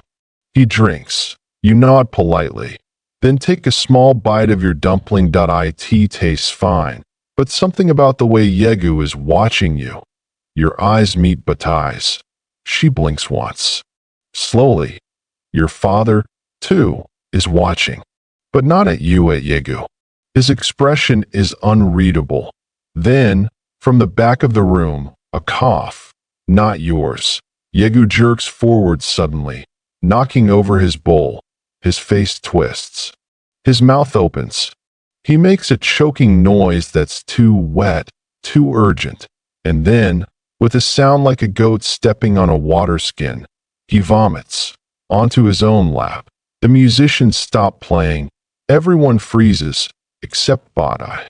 She calmly lifts your bowl and sniffs it, then tosses it into the fire. Later, in the command tent, your father is uncharacteristically quiet. You sit across from him, legs folded, watching the smoke twist from the central fire hole like it's trying to escape the silence. He used the wrong hand. Kaidu says finally. You frown. What? When he passed you the sauce. He's left-handed, but he used his right. You blink. You notice that? He shrugs. I notice everything. A pause. Then he adds, so should you. Yegu survives. Barely. He's found 2 hours later, moaning in the bushes, eyes bloodshot, convinced the moon is whispering family secrets. The camp healer says it was a very personal dose of something derived from sheep bladder fungus and fermented onions, which, honestly, is offensive. If you're going to kill someone, at least do it with class. He's exiled. Quietly. No grand punishment. No execution. Because Kaida doesn't want the other cousins getting ideas. Or attention. But for you, something changes. Not externally. Not visibly. Outwardly, you remain composed. The camp continues. War drills resume. Marriage proposals start again. One man even sends you a falcon wearing a tiny saddle. Nice try. But inside, something hardens that you've always known you had enemies. Detractors. People who laughed when you wrestled boys and whispered when your name came up at councils. But now it's not just theory. Now you've seen what someone is willing to do just to remove you from the line of succession. And if one cousin is willing to risk poison, how many others are simply waiting, watching, smiling at your bowl? You start carrying your own cup, small, lacquered, carved with a personal mark on the bottom, your initials twisted into a wrestling knot. Batai makes sure no one else touches it. Ever. You also stop eating anything you haven't seen cooked yourself.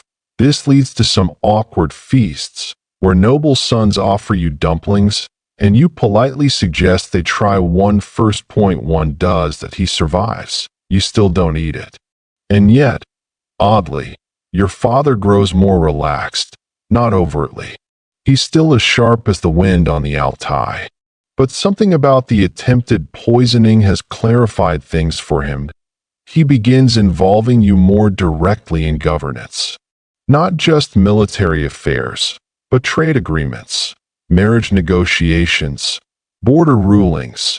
You adjudicate a dispute between two herders over a riverbank that's changed course. You memorized 10 tax records in one night. You recommend a younger merchant be allowed to sell armor, even though he isn't noble, because he makes better armor than anyone else. Your decision sticks.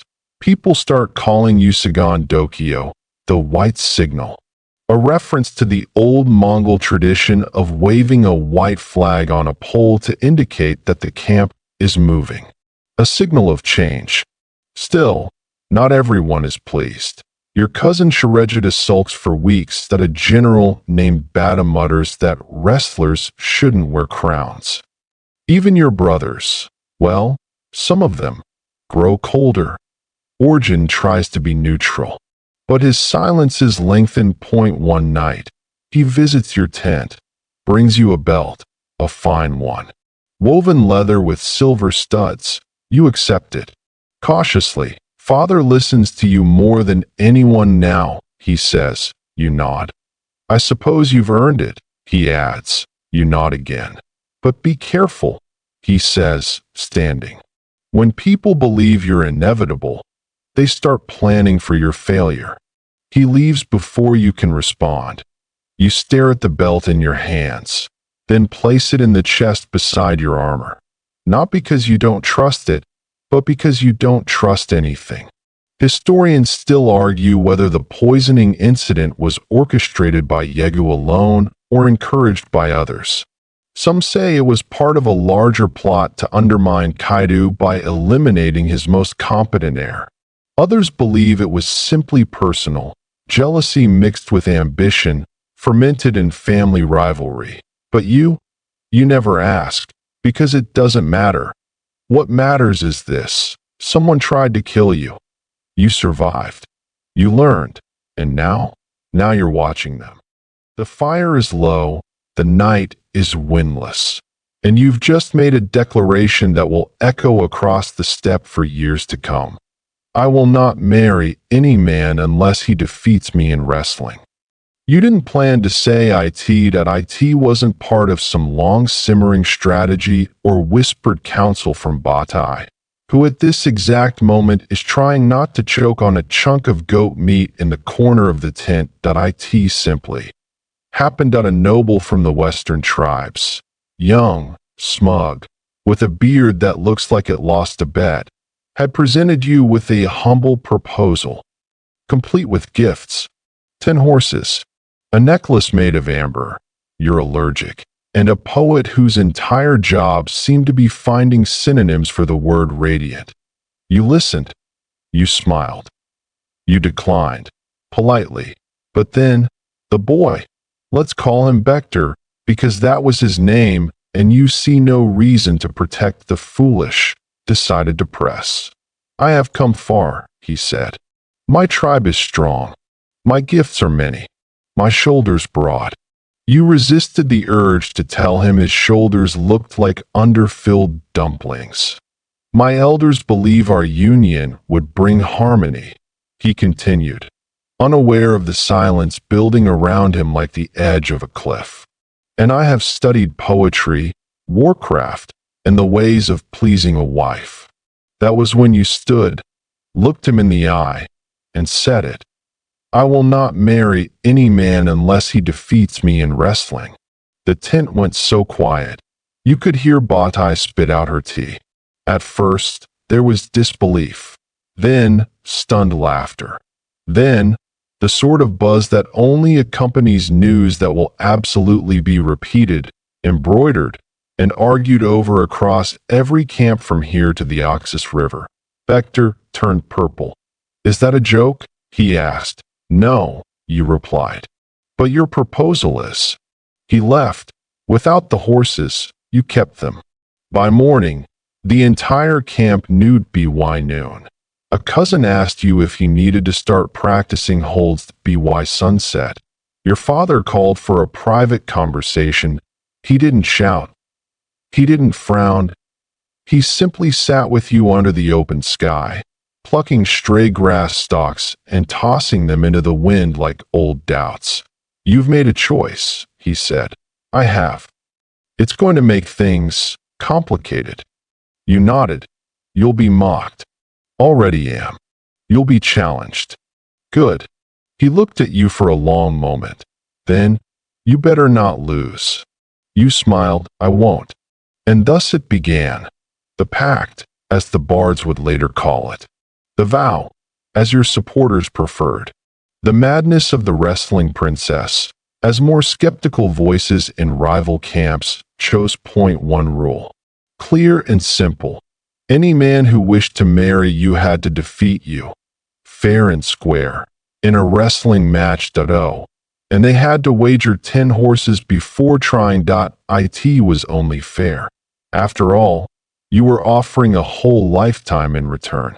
The first suitor arrived within a week. He was tall, handsome, modestly spoken, and utterly terrible at wrestling. You pinned him in 15 seconds. His horses were lovely, though the second was slightly better. He lasted half a minute before attempting an aerial move that only worked in stories and ended up dislocating his pride. The third tried to bribe Batai to slip something into your breakfast. Batai stuffed the bribe into his mouth and told him to run.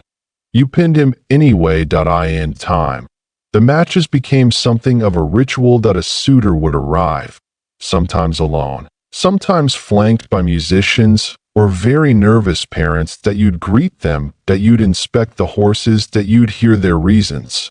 Then, you'd step into the ring, bare feet, no tricks, no mercy.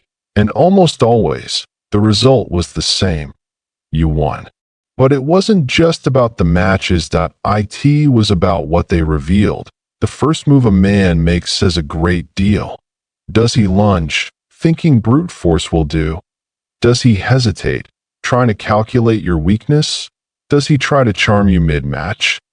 Yes, someone did try that. He ended up eating grass.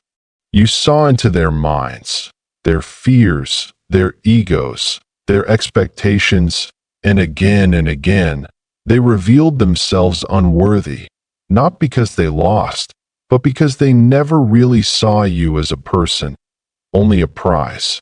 Still, the horses piled up. You now had more than any unmarried woman in the empire.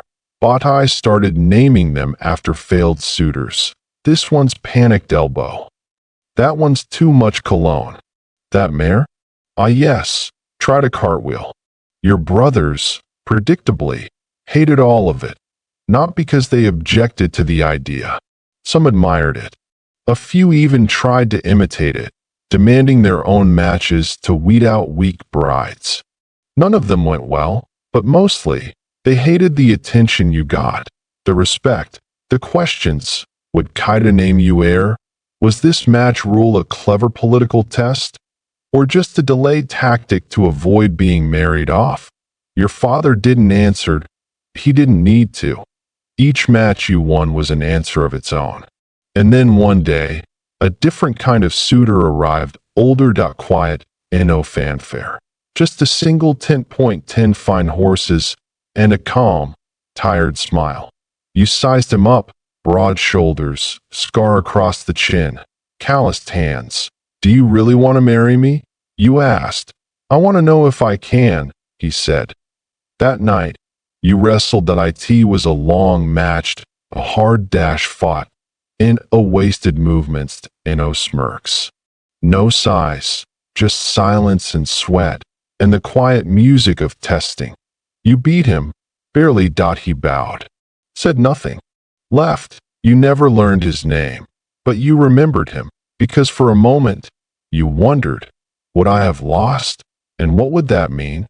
Historians still debate whether your vow was sincere or a calculated way to protect your autonomy. Some say it was political brilliance, a way to turn pressure into power. Others say it was pride. A few, romantic fools, insist it was love in disguise, waiting for someone who could match you not just in strength, but in soul. You don't answer the question, because you know the truth. You made a rule no one thought you'd enforce.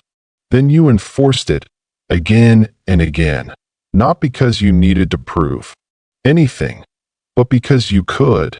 And that, more than any victory, is what terrified them most.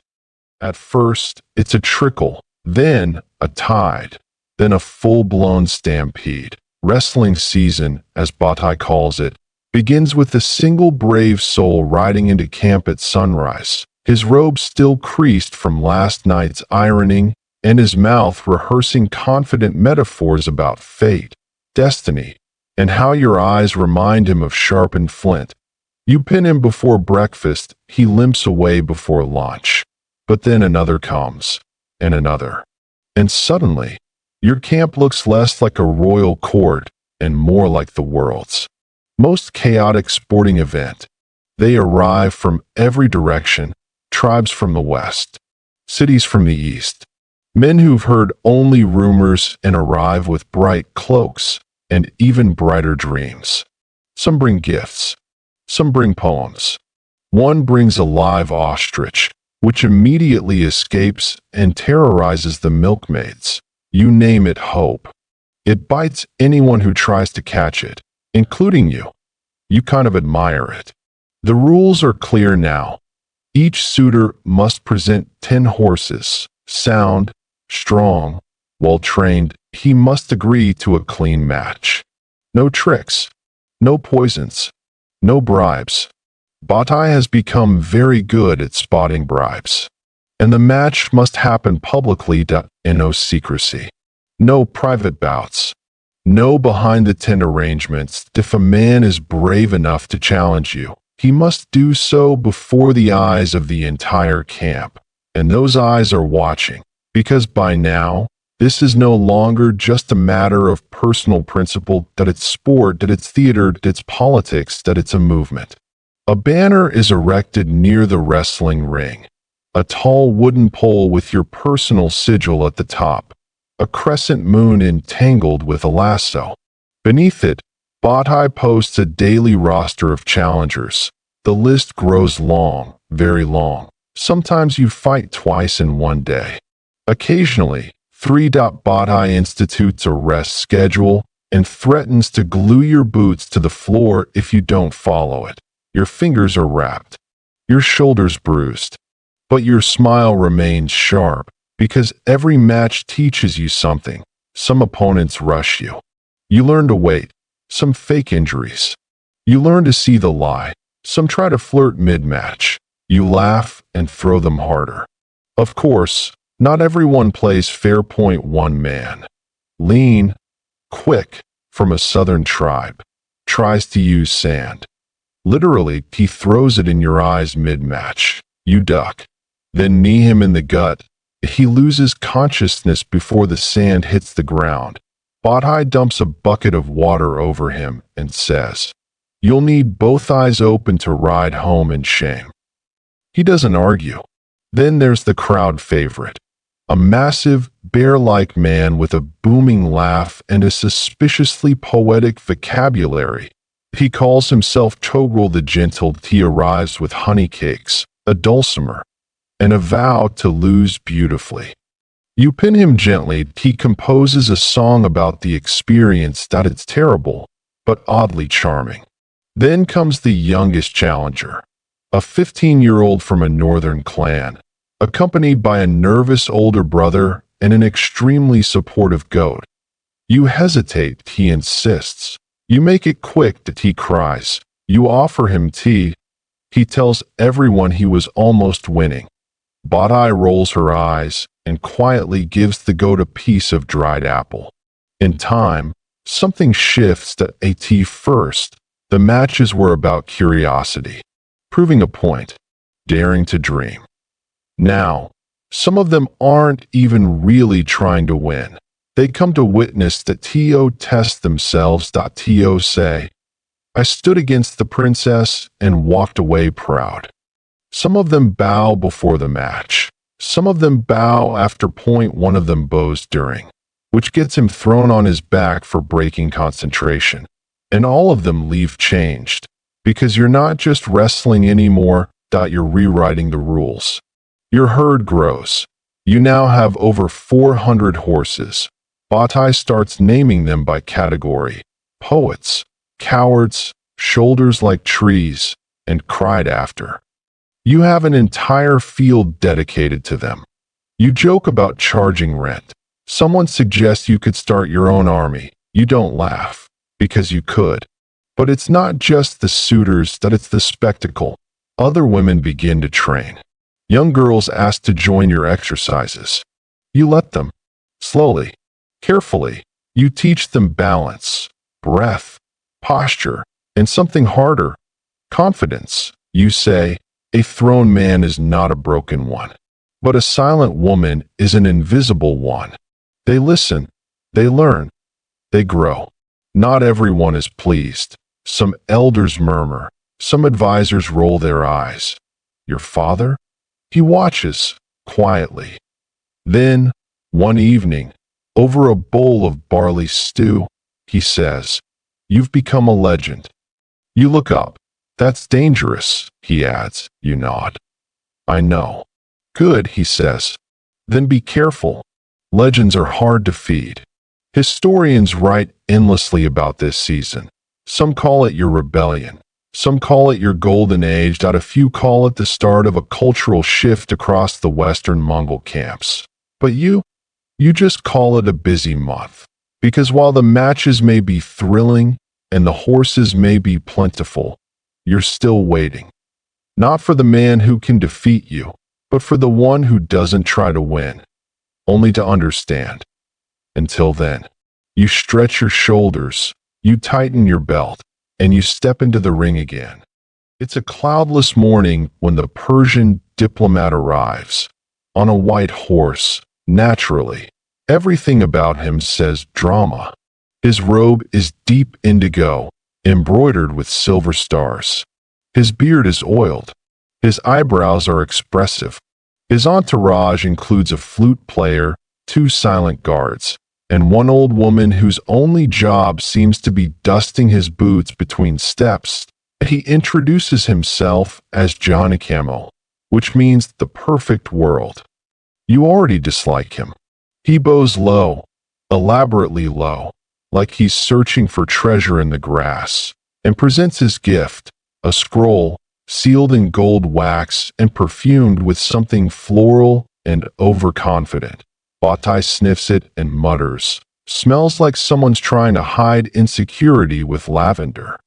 Jahan straightens, places a hand on his heart, and says, "Princess Khutulun, I bring greetings from the house of Khan, and a most gracious proposal." Your father watches, unreadable. You raise an eyebrow. "A marriage proposal?" you ask. "Not just that." He replies, voice soft and lilting. "An alliance. Between your glory and our greatness. Between your spirit and our silk routes." He pauses dramatically, then adds, "And between your future children and the fate of Persia itself." You blink. "Do you wrestle?" He looks confused. "I beg your pardon?" You repeat yourself. "Do you wrestle?" "I've studied the metaphysics of combat, not what I asked." You rise. Bataille groans quietly. 10 horses. You say. Jahan gulps. "Excuse me. If you want to marry me, you have to beat me. In the ring." 10 horses down. Jahan glances at your father. Kaidu shrugs. She doesn't bluff. To his credit, Jahan doesn't flee immediately. He tries that. He changes into looser clothes, removes his jewelry, warms up with something that looks like interpretive dance. The crowd gathers. You stretch your arms, rotate your shoulders, tie your hair back with a leather cord. Bataille takes her position beside the ring, smirking. The match begins. Now, here's the thing. He's not strong or fast or especially coordinated, but he is clever. He dodges your first lunge, steps back from your second, spins in a graceful, frankly unnecessary pirouette when you fake a tackle. The crowd murmurs. He grins. "I have studied movement. he says. Flow. Balance. You tackle him mid-sentence, he goes down like a sack of poetry. It's not over, he rolls. Scrambles. Tries to wrap an arm around your waist. You shift, break the grip, flip him flat on his back. He wheezes. You kneel beside him. He raises a hand. I concede. You nod. Help him up. Dust him off. I admire your flair. You say. He coughs. I admire your lungs. Strength. Yes, those. Later, over tea, he's more humbled. He admits he expected a formality. A ceremonial gesture. A symbolic match. You smile. There's nothing symbolic about broken ribs. He chuckles. Then grows serious. You're not what I imagined. Most men aren't. You could rule a kingdom. I'd rather ride one. A pause. Then he offers something unexpected. No marriage. No gifts. But perhaps an agreement. You glance at your father. He nods. And so begins a different kind of alliance. Not forged in matrimony, but in mutual respect. Jahan stays a few days. Not as a suitor, but as a diplomat. You speak of trade. Of spices. Of the difficulty of translating legal scrolls when half the words are metaphors about wheat. He's still dramatic, still oily, but honest, and when he leaves, he bows lower than before, not out of theater, but out of choice. The horses stay. 10 of them. Batai names them the poets. They're delicate, moody. They refuse to share water, but one of them, sleek, quiet, fast, becomes your favorite. You name him Camel. He never stumbles, even in mud. Historians love this moment. They argue over what it meant. Was it a missed opportunity for dynastic power? Was it a symbol of your refusal to be used? Was Jahan secretly scouting for an alliance long before the match? But they always miss one thing. You didn't need to say yes, because you'd already earned the right to say no. And that, in a world of treaties and silk and suitors who think flattery is a battle strategy, is the most powerful move of all. It's always the quiet nights that go wrong, not the stormy ones, not the feast nights, or the ones where warriors drink too much fermented yak milk and decide to see who can shout their lineage the loudest. And know. The ones to be wary of are the windless, peaceful ones. When the fires burn low, the guards get comfortable, and even the horses seem to yawn out. That's the kind of night it is. You're in your tent, polishing a saddle horn while Batai loudly disapproves of your chosen dinner, cold dumplings and a single dried apricot. You eat like a punishment, she mutters. You cook like one. You reply. She smacks your shoulder with a rolled-up blanket. And then the horn sounds. Not the dinner bell. Not the messenger alert. But the other 1.3 sharp blasts. Urgent. Low. Rising. In attack. You're out of the tent in seconds. Cloak flung around your shoulders. Boots only half-laced. Batai is right behind you, already strapping a knife to her thigh. The camp is chaos. Flames at the edge of the perimeter. Shouts. Horses screaming. The guards are scrambling into formation. You grab your bow. Your father's tent is still lit. He's awake. Of course he is. You sprint toward the command post. A scout intercepts you mid-run. Riders, 24 or more. From the west. No banners. Casualties. 4. So far. 1 yurt torched. You reach the command ring just as Kaidu steps out, fully armored, sword in hand. His face is calm, which is a very bad sign. He turns to you. Take the center line. You nod. No further explanation needed. Your team forms fast. You've drilled for this. Your warriors know the layout. Each turn of the camp, each line of rope that becomes a tripwire, each bucket of sand to smother fire. They don't ask questions. They just move. Batai rides with you, twin blades at her sides. She grins. You were bored, weren't you? A little, you admit. Good. Now go fix it. The enemy doesn't come charging in. They slink, dark figures slipping between wagons, hurling fire pots, cutting ropes, releasing livestock into the main paths. Sabotage, not siege at a test. You meet them in the center of camp, by the horse ring. .3 riders, light armor, swords short and curved. Not amateurs, not bandits. You don't wait. You ride through them. .1 goes down before he even sees you. Batai handles the second, the third flees. You let him dot on purpose. It's over quickly, too quickly. The attackers vanish into the dark, leaving behind a few bodies and a lot of questions. By sunrise, the fires are out. The wounded are being treated, and Kaidu's tent is quiet again. But you don't sleep. That you're pacing the outer ring when a courier brings a message. Small scrolled NO seal. The handwriting is rushed, messy, unfamiliar, but the content is crystal clear. Your match conditions are making you enemies. One of them now rides with steel, not words. You show it to your father. That he reads it. Doesn't blink. I wondered when they'd get impatient, he says. You think this was about me? I think it was about fear. And you're what they fear. You double security. Batai trains new guards personally. You move your tent to a less obvious spot. Rotate your sleeping patterns. Set traps near the goat pens. One ambitious spy ends up with a face full of fermented turnip stew. He never returns. And still, you feel watched. Not constantly. Just enough. Your matches continue. The horses keep coming. But now, every new suitor is vetted twice. And you start noticing patterns.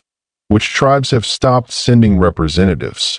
Which ones now arrive with delegations that include warriors too quiet for courtiers? And which riders, upon losing their match, linger too long by the weapon carts before leaving? One night, Batai asks, do you regret making the rule? You pause. No, you say. I regret needing it. She nods, then adds, I'll sleep closer to the flap tonight. You don't argue. Historians rarely mention the attack. Too small, they say. Too poorly documented. But the truth is, it mattered. Not because of the flames. Or the injuries, but because it marked a shift. Before the attack, you were a challenge. After it, you were a threat. The difference? A challenge invites bravery. A threat invites sabotage. You learn to walk with one hand near your knife. To sleep lightly. To trust less. To laugh less. But you also learn something more important. You learn that surviving power is harder than earning it. And you're very, very good at surviving. It happens on an afternoon that smells like sun-warmed leather and early pears. The crowd is larger than usual. Half the camp, plus a few visiting envoys, a traveling monk with suspiciously good posture, and a hawker selling roasted goat ribs from a cart that keeps rolling downhill every time he turns away. That you're adjusting your belt. Nothing fancy.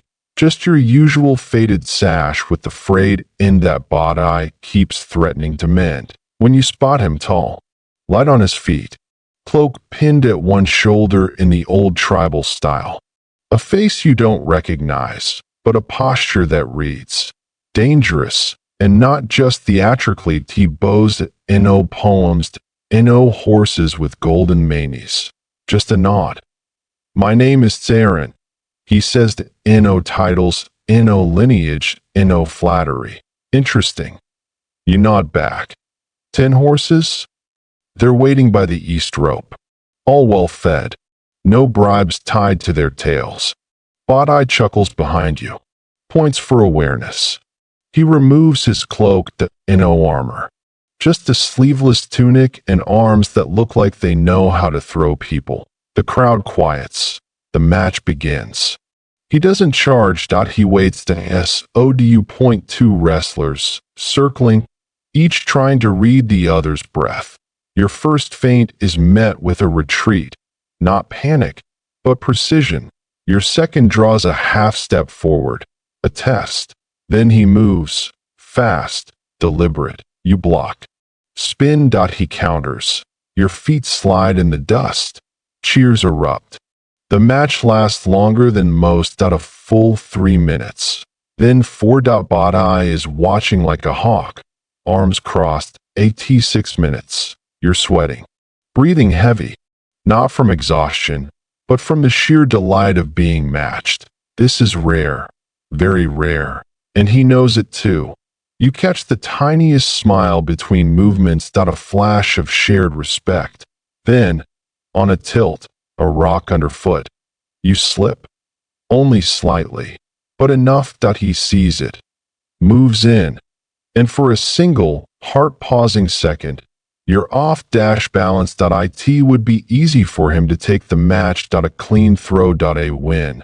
But he stops, holds you steady instead. You blink. He nods. You reset. And then, only then, you throw him. Hard.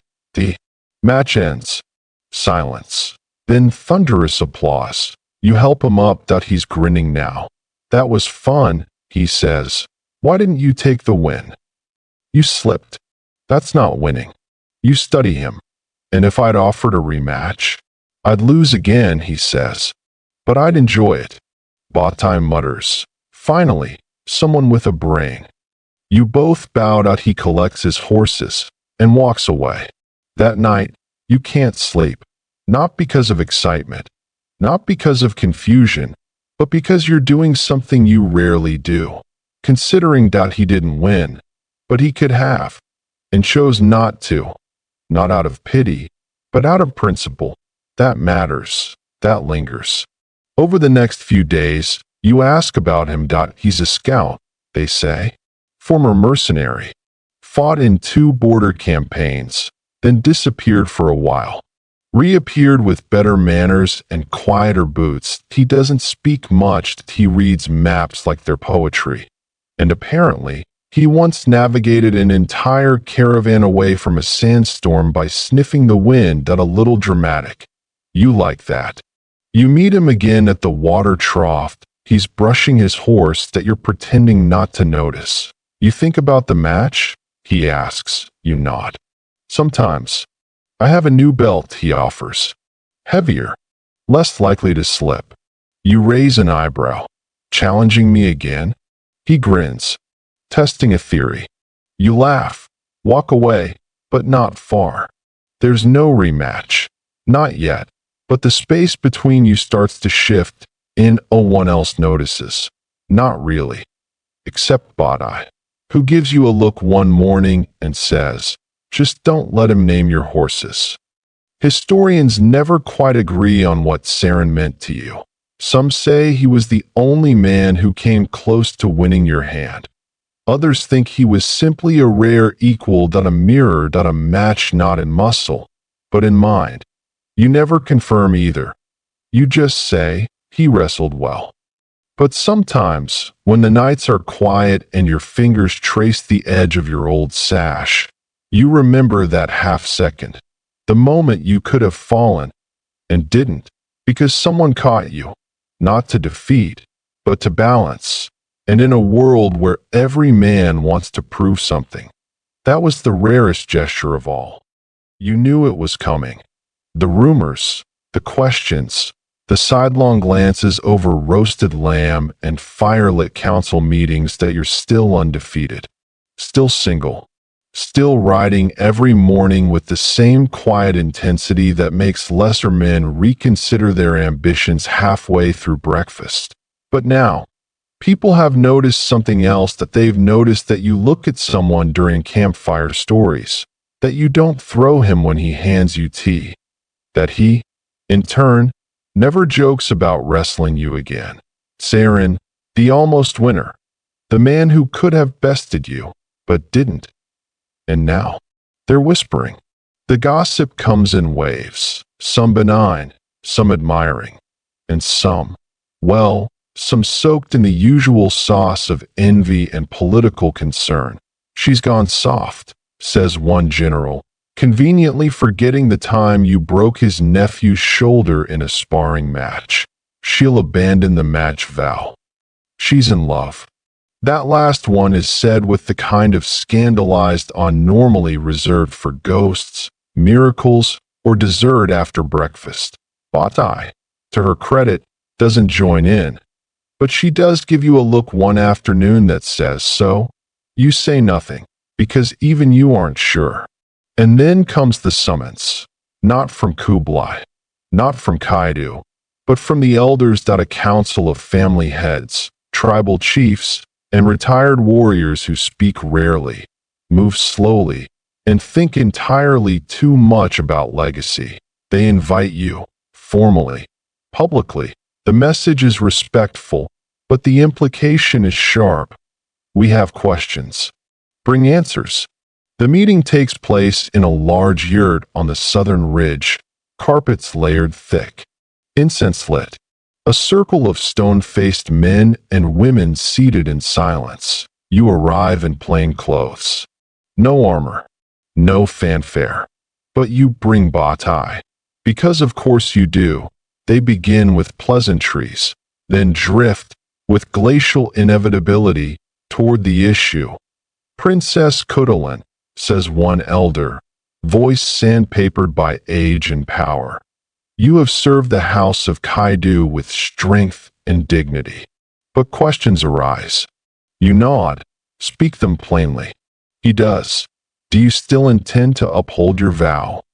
You don't flinch. I do. A murmur. And yet, says another, you have not dismissed this man, Saren. No, he stays in your camp, trains with your men, eats by your fire. He earns his place. He nearly defeated you. He didn't. Pause.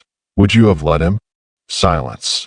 Then, slowly, deliberately, you say, if I wanted to lose, I wouldn't need him. Batai coughs loudly to hide a laugh. The elders shift. The oldest among them leans forward. Your father's health declines. His words still protect your choice. But when he is gone, do you believe the men will still follow you? You meet their eyes, yes. And if they do not, you smile. Then they'll follow me the same way they followed Genghis. With loyalty? You lean forward. With fear. The meeting ends without a verdict, which means you won. Mostly. Batai pats your back as you exit. Well said. Maybe a bit too well said, but well said. You smirk. You think they'll back off? For now, they'll wait for weakness. Then we don't show it. Never. That night, you find Saren by the river. He's skipping stones, badly. You sit beside him, say nothing for a while. Then, softly, they asked about you. He doesn't look over. Did you tell them? I told them everything except what I think. And what do you think? You pause. Then, I think if you wanted me to lose, I'd already be wearing a wedding sash. He finally turns, smiles. I wouldn't ask you to lose. I know. Another stone skips. Once, then sinks. He sighs. Everyone wants something from you. Except you. You frown. What do you want? He doesn't answer right away. Then, to keep being here. With no asking. You nod. That, I can offer. And you stay there. Two warriors, silent under stars, neither claiming, neither yielding.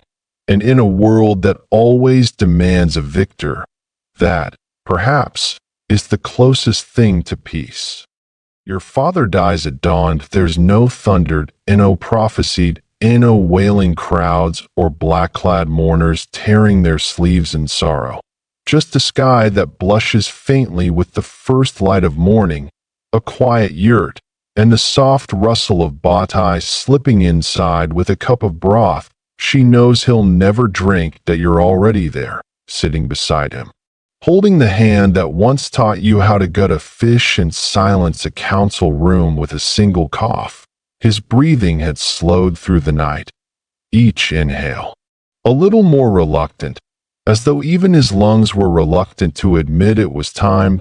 He didn't speak in grand riddles or offer dying wisdom. He just squeezed your hand once, faintly, and then stopped. You don't cry. Not immediately. There's too much to do. That a Khan does not simply die, that he must be mourned.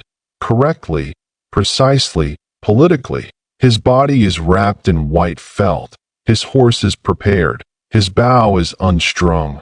Messengers are sent. Flags are changed. The stew pot is emptied. And across the steppe, every man who once deferred to Kaidu begins calculating, measuring the distance between grief and ambition. Your brothers arrive quickly, some from days away. One even from Kublai's court, still draped in yuan silks and bad excuses. They kneel. They bow. They murmur about loyalty and remembrance, but their eyes flick to you, not with sorrow, with curiosity and quiet hunger. Badai finds you after the first council fire. She tosses a skin of milk beside you and says, "Well." They're sharpening their smiles. You nod. "I count 4 who think they have a claim." 6, she corrects.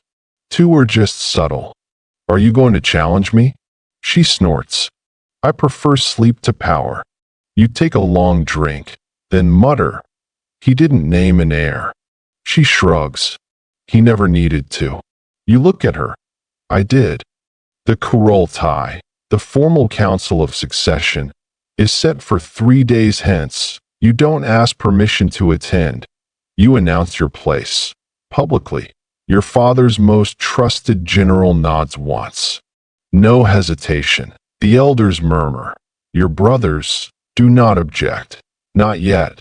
But they do gather. In corners. In circles. In whispered clusters behind wagons and beside yurts. You watch. You count. You remember every man who once bowed deeply and now nods only slightly. It's fine that you've trained for this, not in titles, but in tests, not in inheritance, but in resistance. The night before the Kurultai, you don't sleep. You polish your armor, sharpen your knives, and walk the camp perimeter, twice. Badai joins you halfway through. You say nothing. Neither does she. That silence is its own kind of speech. The Kurultai begins with formality, prayers, recitations. A moment of silence Kaidu would have hated. Then the speeches. Each brother makes one. Each is just long enough to say nothing. Then, you stand at no speech. No metaphor, just a statement.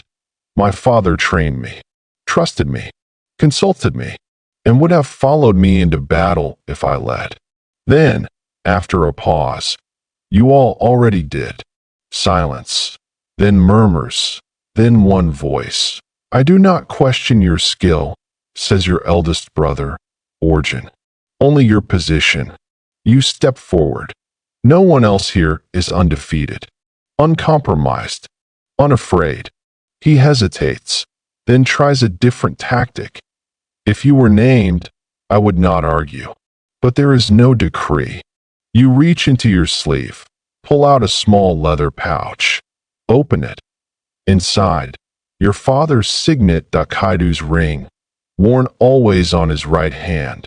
You toss it into the fire, gasps. Origin stares. You meet his eyes. He didn't name anyone. You say, because he didn't need to. Then you add, he left me everything else. There's a pause. A long one. Then a general stands. One of the old ones. He bows. Then another. A younger one. Then a traitor. Then Badai. Then, slowly, so slowly, your brothers. One by one. Except Origin, who says nothing, then simply turns and walks away, not in defeat, but in calculation. You let him go, because this is not the end. This is the beginning. Historians disagree about the Kurultai. Some say you were named heir by secret decree and only pretended surprise. Others say it was a lucky gamble. One that worked only because your father's death left a void too wide for any son to fill. But those who were there, they remember something else. They remember how quiet the fire became when you stood, how your voice didn't rise. It centered. How, in a camp full of warriors, you didn't need to shout to be obeyed. You just were. And that, more than any bloodline, made you theirs. The morning after the Kurultai, the camp feels heavier, like a great tent stretched tighter, and the ropes craving for slack that no longer exists. You rise before dawn, chest aching not from frost, but from the weight of night's promise. You are the one they chose. The fire pits light one by one. Tents flap open, but something remains silent.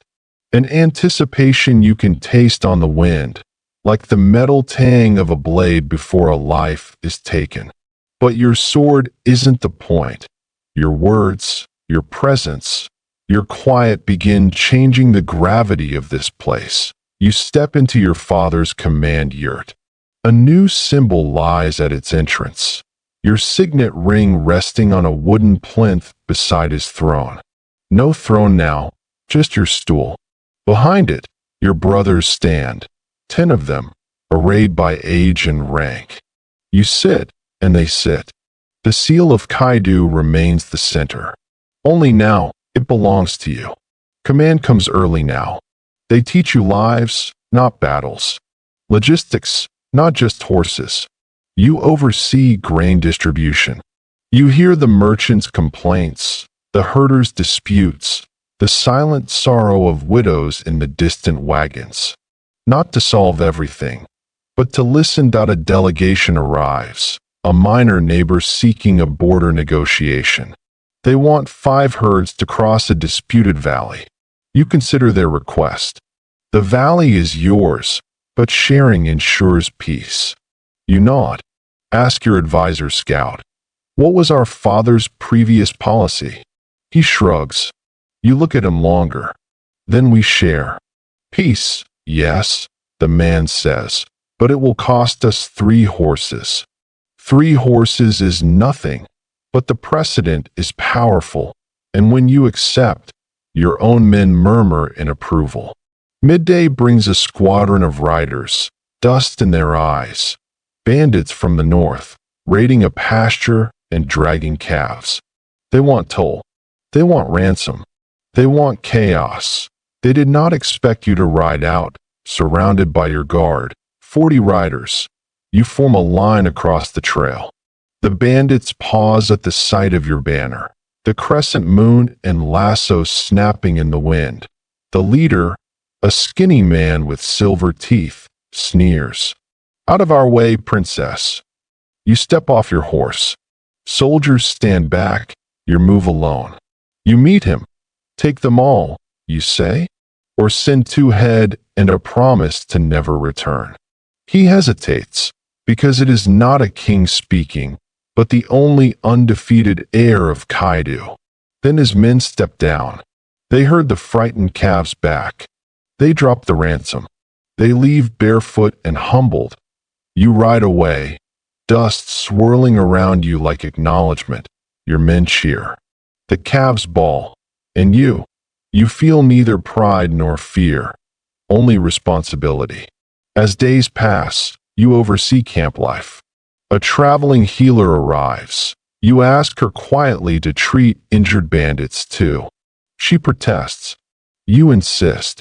Mercy is a blade turned inward. It makes the wielder sharper, not duller. Your brothers still circle. Origin stays aloof. You notice him making camp visits of his own, quiet, methodical. Another brother negotiates market taxes with a smile you learn to mimic. Each watches you, each trying to understand this new structure. You don't explain, you act. Action is your language now. Mid-September, the steppe grows colder. You investigate reports of a secret escort being planned for a Persian delegation coming to renew trade agreements. It's led by a new general, someone unknown, perhaps ambitious, The first escort party, when you see them, rides 10 mounted archers, stiff, newer men. But behind them trails the buzzing of carved gold horses, expensive gifts. You ask the general why, he whispers. For safety. You nod. Your duty is safety, not excess.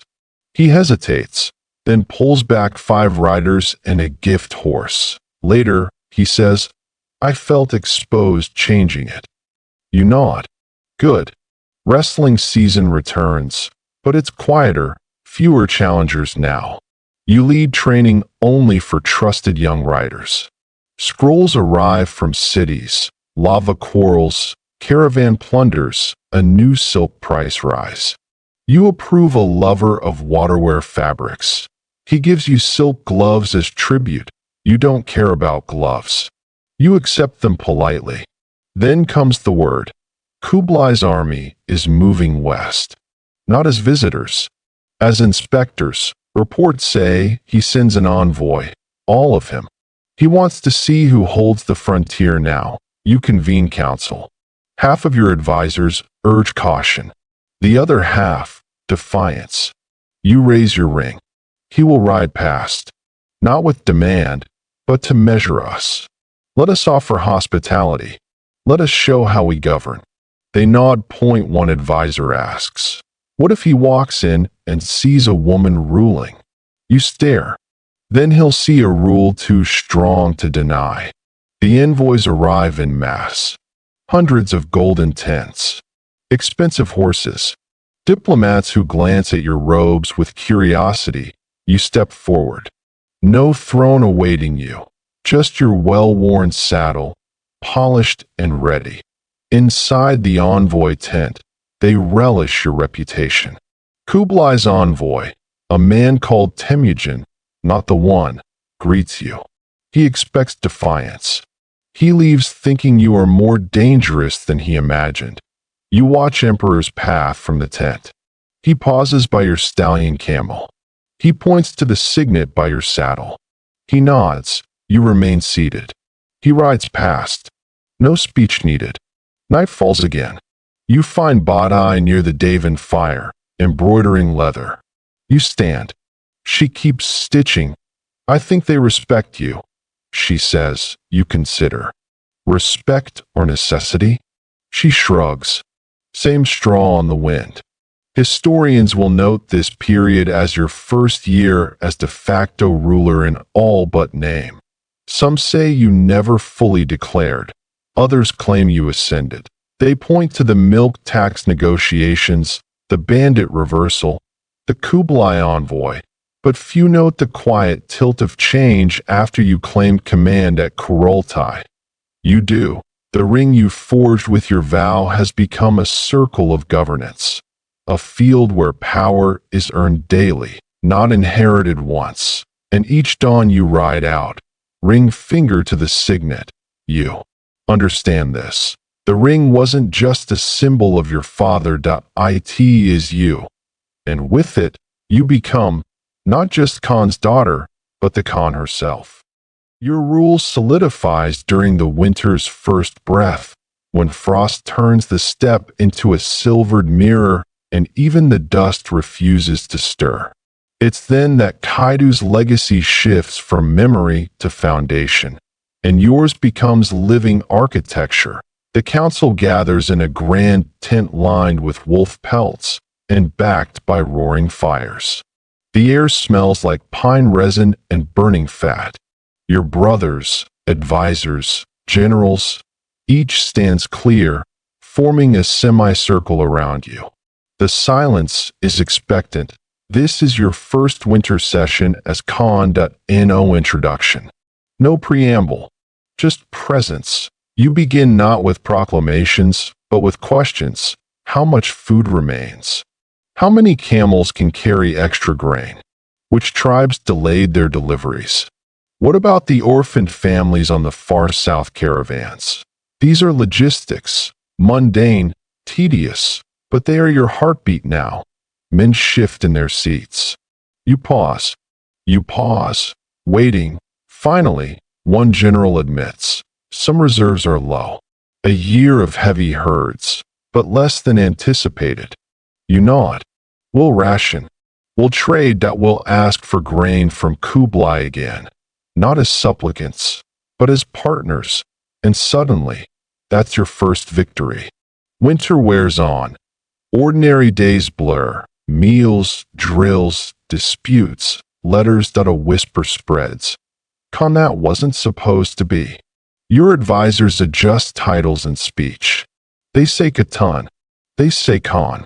They say nothing at all and bow harder. Your brothers, they do what they've always done. Watch. Some watch in awe. Some in calculation. Some in envy. But none openly oppose. One night, a sharp knock summons you to the council yurt. Inside waits Lady Jun, the scribe from Kublai's court, and Temujin, the envoy. Between them is a scroll, sealed again. You break it, they've drawn new borders, they've acknowledged your rule, they've proposed formal ties, trade roads, marriage options, combined patrols that's overlooked by history. But they offer you two things no Khan before you took as a concession: recognition. Without surrender, you study their faces. And what do you wish in return? You ask. They hesitate. Your hospitality has been enough, Jun says carefully. Your power. Temujin adds. Your wisdom. You smile once, sharp, but satisfied. Then we'll meet on the plateau come spring. Bring grain. I'll bring horses. Winter ends. Ice thaws. The caravan wins back to life. You ride out, fur-lined cloak, your signet glinting at your belt. Advisors counsel, soldiers escort. Kublai's envoys follow at a respectful distance that it feels different, like you're no longer being measured, that you're shaping the measure. Historians will admire the border accord of mid-spring. They'll point to your records. Precise, calm, unflappable. They'll praise Lady Jun's inclusion. Female diplomacy linked to a female ruler. They'll theorize about succession, alliances, futures. They'll quote your phrase to Temujin. Hospitality, not weakness. But they might miss what you know. Winter was your first test. That session of logistics and listening proved more potent than any military victory or wrestling match. You ruled not with a fist, but with a foundation, and the steppe echoed back not in fear, but in alignment. You are forging an empire, gentle, steady, relentless. You rise before sunrise, as always, the faint outline of dawn shimmering over the horizon like gold dust on the grass. The camp is quiet. The only sound the soft creak of wagons and the occasional whinny of horses stretching themselves awake. You breathe deeply, feeling the cold air settle in your lungs with the peaceful insistence of the steppe itself. Today marks 4 seasons since you stood at the Kurultai and claimed your place as Khan. Today marks a handful of months since Kublai's envoys formally recognized your rule. But today also marks something new, a test unlike any before, a duel without blades. It began a fortnight ago when a missive arrived, delivered by a rider from the northern tribes. Unceremoniously, unsealed. No fanfare. Only these words inked in careful, callous strokes. Your rule is strong. But strength is not always steel. No signature. No explanation. Just a challenge that first. Your council reacted as expected. Some murmured that it was likely a test, or worse, a trap. Others said it was a sign of respect, someone seeking you out, not your enemies seeking your throne. One advisor, a quiet man named Begged, said simply, they challenged the Khan to something else. Perhaps skill, perhaps wordplay. So what do? They asked. You stared at the horizon. Thought of every wrestling match, every diplomatic session, every night near flames that taught you how to stand. Then you answered, we accept. You deferred the announcement until today, after morning meal.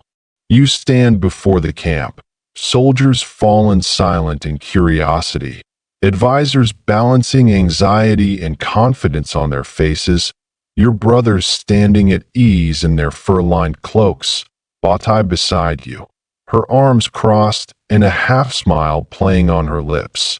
You speak clearly, without flourish. A challenge arrives from the northern tribes. I propose we respond with honor, a duel without blades. Should the challenger name their skill, riding, riddles, archery, wrestling, our defender will meet them. Fair conditions. No blood. Winner takes respect. A hush falls. Then, low murmurs. Your brothers exchange glances. Some nod. Some arch a brow. Bati exhales softly. The camp is stirred. Already, whispers travel to your training ring, where young warriors spar with wooden swords. To the watchtowers, where archers tune their bows. To the council tent, where strategists calculate outcomes. You spend the time preparing, not just your chosen champion, but the structure. What skills will be acceptable? What counts as victory? What conditions must be met? You consult the old scrolls. You ask scouts about northern tradition. You invite a delegation of tribal elders to offer counsel, showing transparency, demonstrating that this is your test, accepted with clarity, not bravado.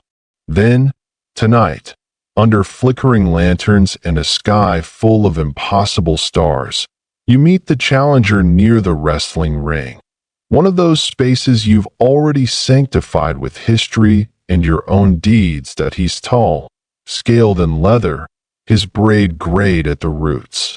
He carries no weapon, just a bow, unstringed, strapped across his back. My name is Arkin, he says with a bow.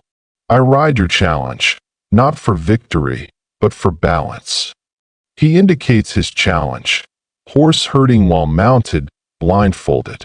A test of mind, feel, coordination. You nod, you step forward. Remove your own boots. Tie a cloth across your eyes. Feet bare on the cold grass. The ring looks smaller than you'd remembered, edges marked by simple knots of rope. The crowd gathers, guards at ease, horses quiet. Even the fire nearby seems to watch. Arkin mounts first, loosely sits on his horse. The horse, trained, black-coated, wary, snorts, flicks its tail, and then seems to relax. Arkin pats its neck once, takes a breath. You mount after him. On camel, you can feel his steady breath. He stands like a soldier. You rest your palm against his flank. In that moment, all world-born noise drops. It's just you, the horse, and the hush of watchers. Arkin calls, Rider and Khan's daughter. We shall herd these 3 foals around the circle 3 times without letting them stray. Blindfolded. It's fine. You nod that he removes his cloth. Hands it to you. You fasten it tight. Darkness folds over your eyes. You exhale. Then, they release the foals. They bolt, sense dust, start to scatter. You move. First step. You keep your foot lightly pressing Camel's flank, guiding him as he sidesteps toward the nearest foal. You lean into the horse. He knows the route. Hoofprints guide him like memories. You direct without sight. Foal 1 moves in the right arc. You breathe out. A slight nod. Arkin maneuvers. The second foal rushes. Arkin gallops beside it. You hear hoofbeats. Leather shifting. His calm energy, rhythmic. The foal's gait slows. He nudges it with his calf. You can't see, but you can feel. You guide Camel forward. Edge away from others. You maintain space, still circling. Second foal waits. You glance at Selged, your closest guard standing at the edge, holding the cloth you'll need afterward. He bows. You remind yourself you're safe. Third foal moves. Arkin redirects it. He works counterclock in his saddle, reins unwrapping with soft tension. Foal starts to follow. You lose count of laps. The world is sound. Horses' bells. Leather resting on back. Your breath. And the foal's panting. On the third round, the eastern foal snags a scent, wild herbs, and veers away. Arkin sees, he gently nudges it, brings it back. You hear a soft rumble, as if the ground responded. You hold steady on Camel. He shifts. You move with him. That foal turns. You realize you matched in silence. In partnership. In instinct. Arkin completes the circuit. You, too.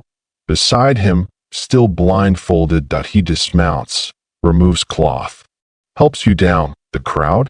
Quiet astonishment. 3 laps completed. Foal's herded. Your chest rises. You nod at Arkin. Well done. He bows. You too. Guards place cloths on both your shoulders. It concludes the ritual. They proclaim a tie. No victory, but harmony.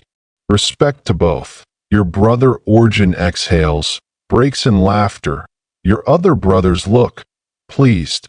Batai smiles wide. Lights rebound off metal armor. You see satisfaction in every eye. That night, in your yurt, you revisit the cloth, still damp with sweat.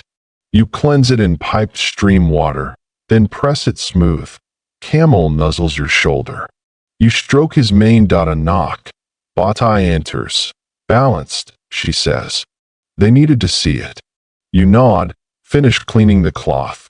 Then, you look at her. What comes next? She shrugs. They'll test more. In words. Swords.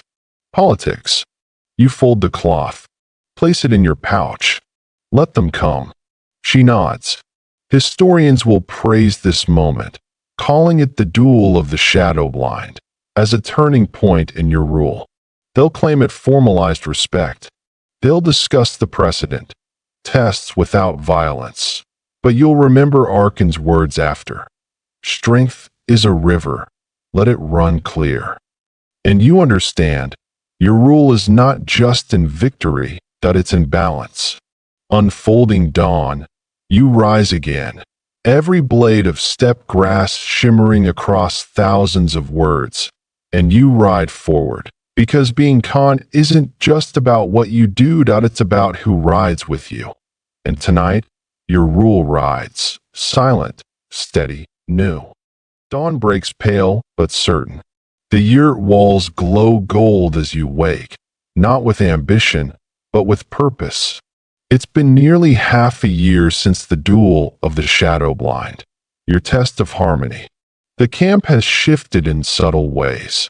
Eyes hold less suspicion, tents hum with quiet confidence, and even the smell of early brew tastes of possibility.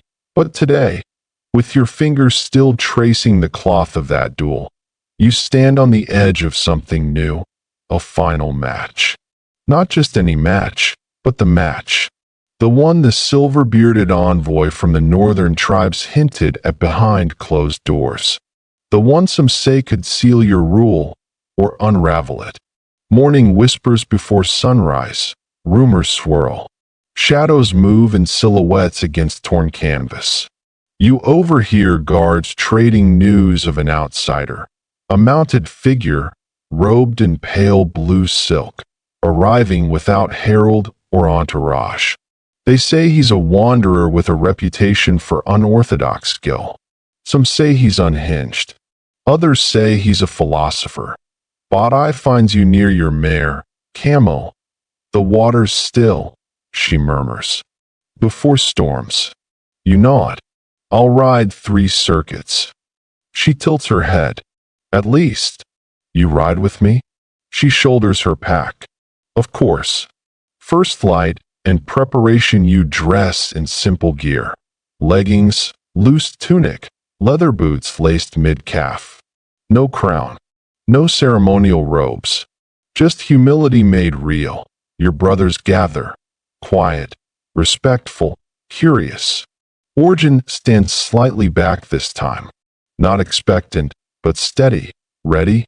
He asks. Once, you answer quietly. Always.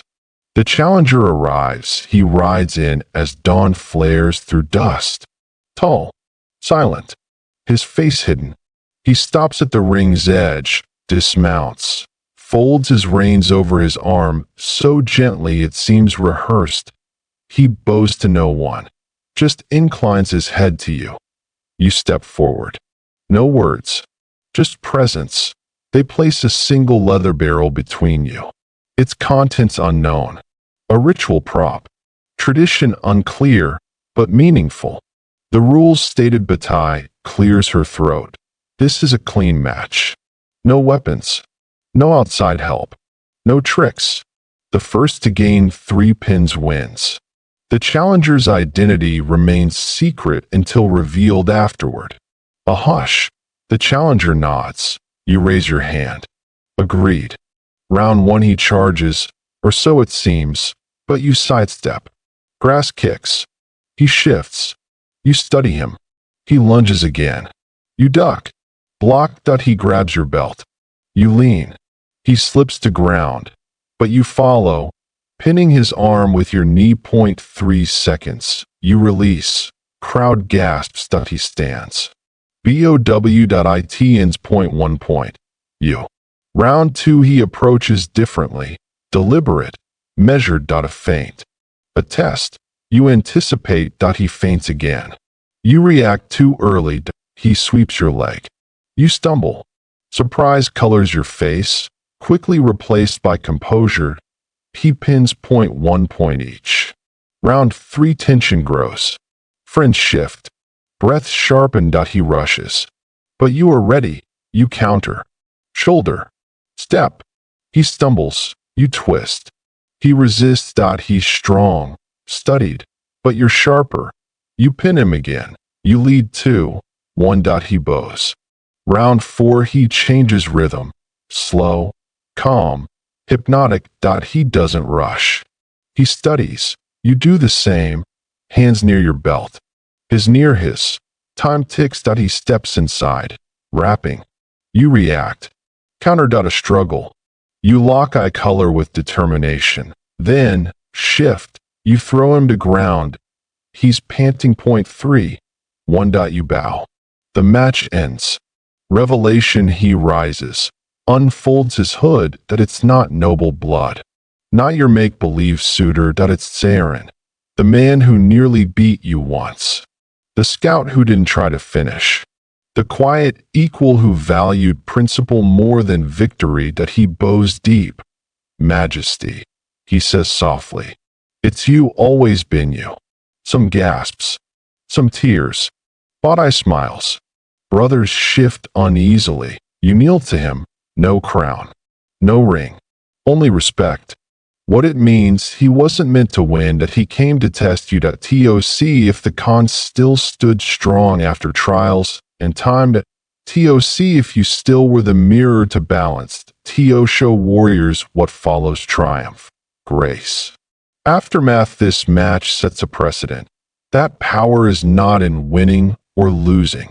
It's in presence, integrity, and unity. Camp buzzes. Women treat you with new reverence. Your brothers nod, no longer calculating, but ever loyal. Camel neighs. You pat him. Camel is your anchor.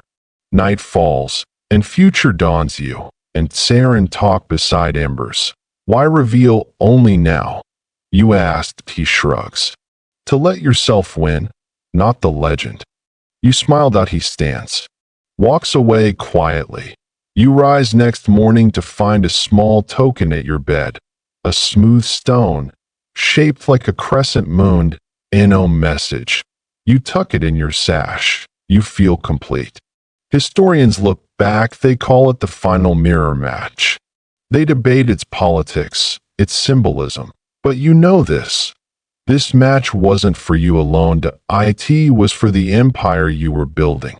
Not with horses or swords, but with principle, presence, and partnership. And quietly, you know, your reign has just begun.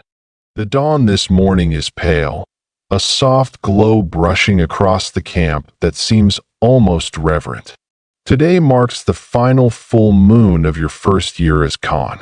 A year of wrestling matches and diplomacy, of threat and grace. A year that has transformed a princess into a ruler. A year that now delivers its quietest test yet, the reckoning of legacy. A council in shadow the central tent before dawn is laid out with wolf pelts and low benches.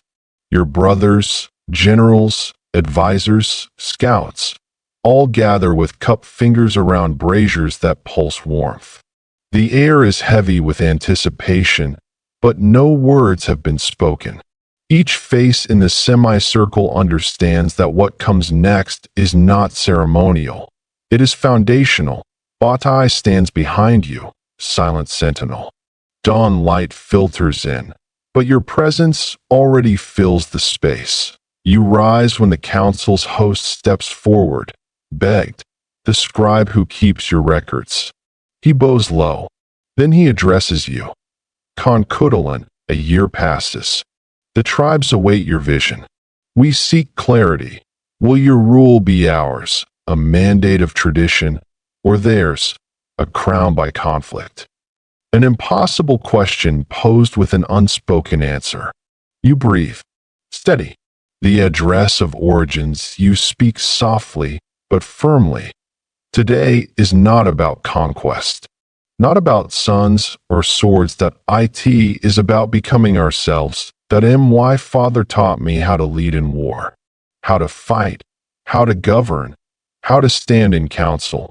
But he never taught me how to be Khan of the heart. That lesson begins with you. They are silent. Ritual of unity. Beg pours milk into a bronze bowl. Milk from your own herds. You take the bowl, lift it. Allow milk to flow over your hands. This is our bond, you say. Not sealed with blood, but with shared purpose. Drink. One by one, they dip cups into the brass bowl. Generals, brothers, scouts, they drink at a moment of unity as dawn breaks. Warming petals of clans that in that silence. You feel their acceptance, not because of might, but because of belonging. Unveiling the plan, you spread a map of the steppe on an altar. A goat skin stretched and sand smoothed atop it. Colored stones mark encampments, trade nodes, crossing points. A border patrol, 200 riders, will safeguard passing caravans. A training treaty with neighboring tribes, women and men teaching defense. Grain reserves relocated to famine-prone families during winter. A new council of balance. 5 women and 5 men appointed to oversee justice, tax, conflict resolution. The murmurs begin, appreciative, uncertain. You let them speak. Field questions with calm respect. No arrogance. Only intelligence. Finally, when will the first patrol ride? Within 5 days. When will the council meet? During next moon. Will you stand as their voice? Always. Silence, then soft applause. Long echoes, louder than armies. A feast in the fast-growing fields. That afternoon the camp celebrates differently. No grand feast, but simple meals shared in the open. Bowls of lamb soup passed among tents. Bread broken and shared. Stories whispered not of war, but of growth. You dine beside Saren. He raises a cup. To us, he says softly. To now, and what you build. You clink. Drink. Around you, your people laugh. Not at wrestling, but at new hope. A walk among the meadows, you leave the camp, Saren and Batai trailing. Horses nicker. Grass bends to morning breeze. You stop where your father once paused, his hand on your shoulder. Where you first tasted defeat, then victory, then purpose. You kneel, place a hand on the ground. This is your empire, you whisper. Born not from fear, but from care. Saren stands. Batai stands in that quiet field, You are no princess. You are no warrior's daughter. You are Khan.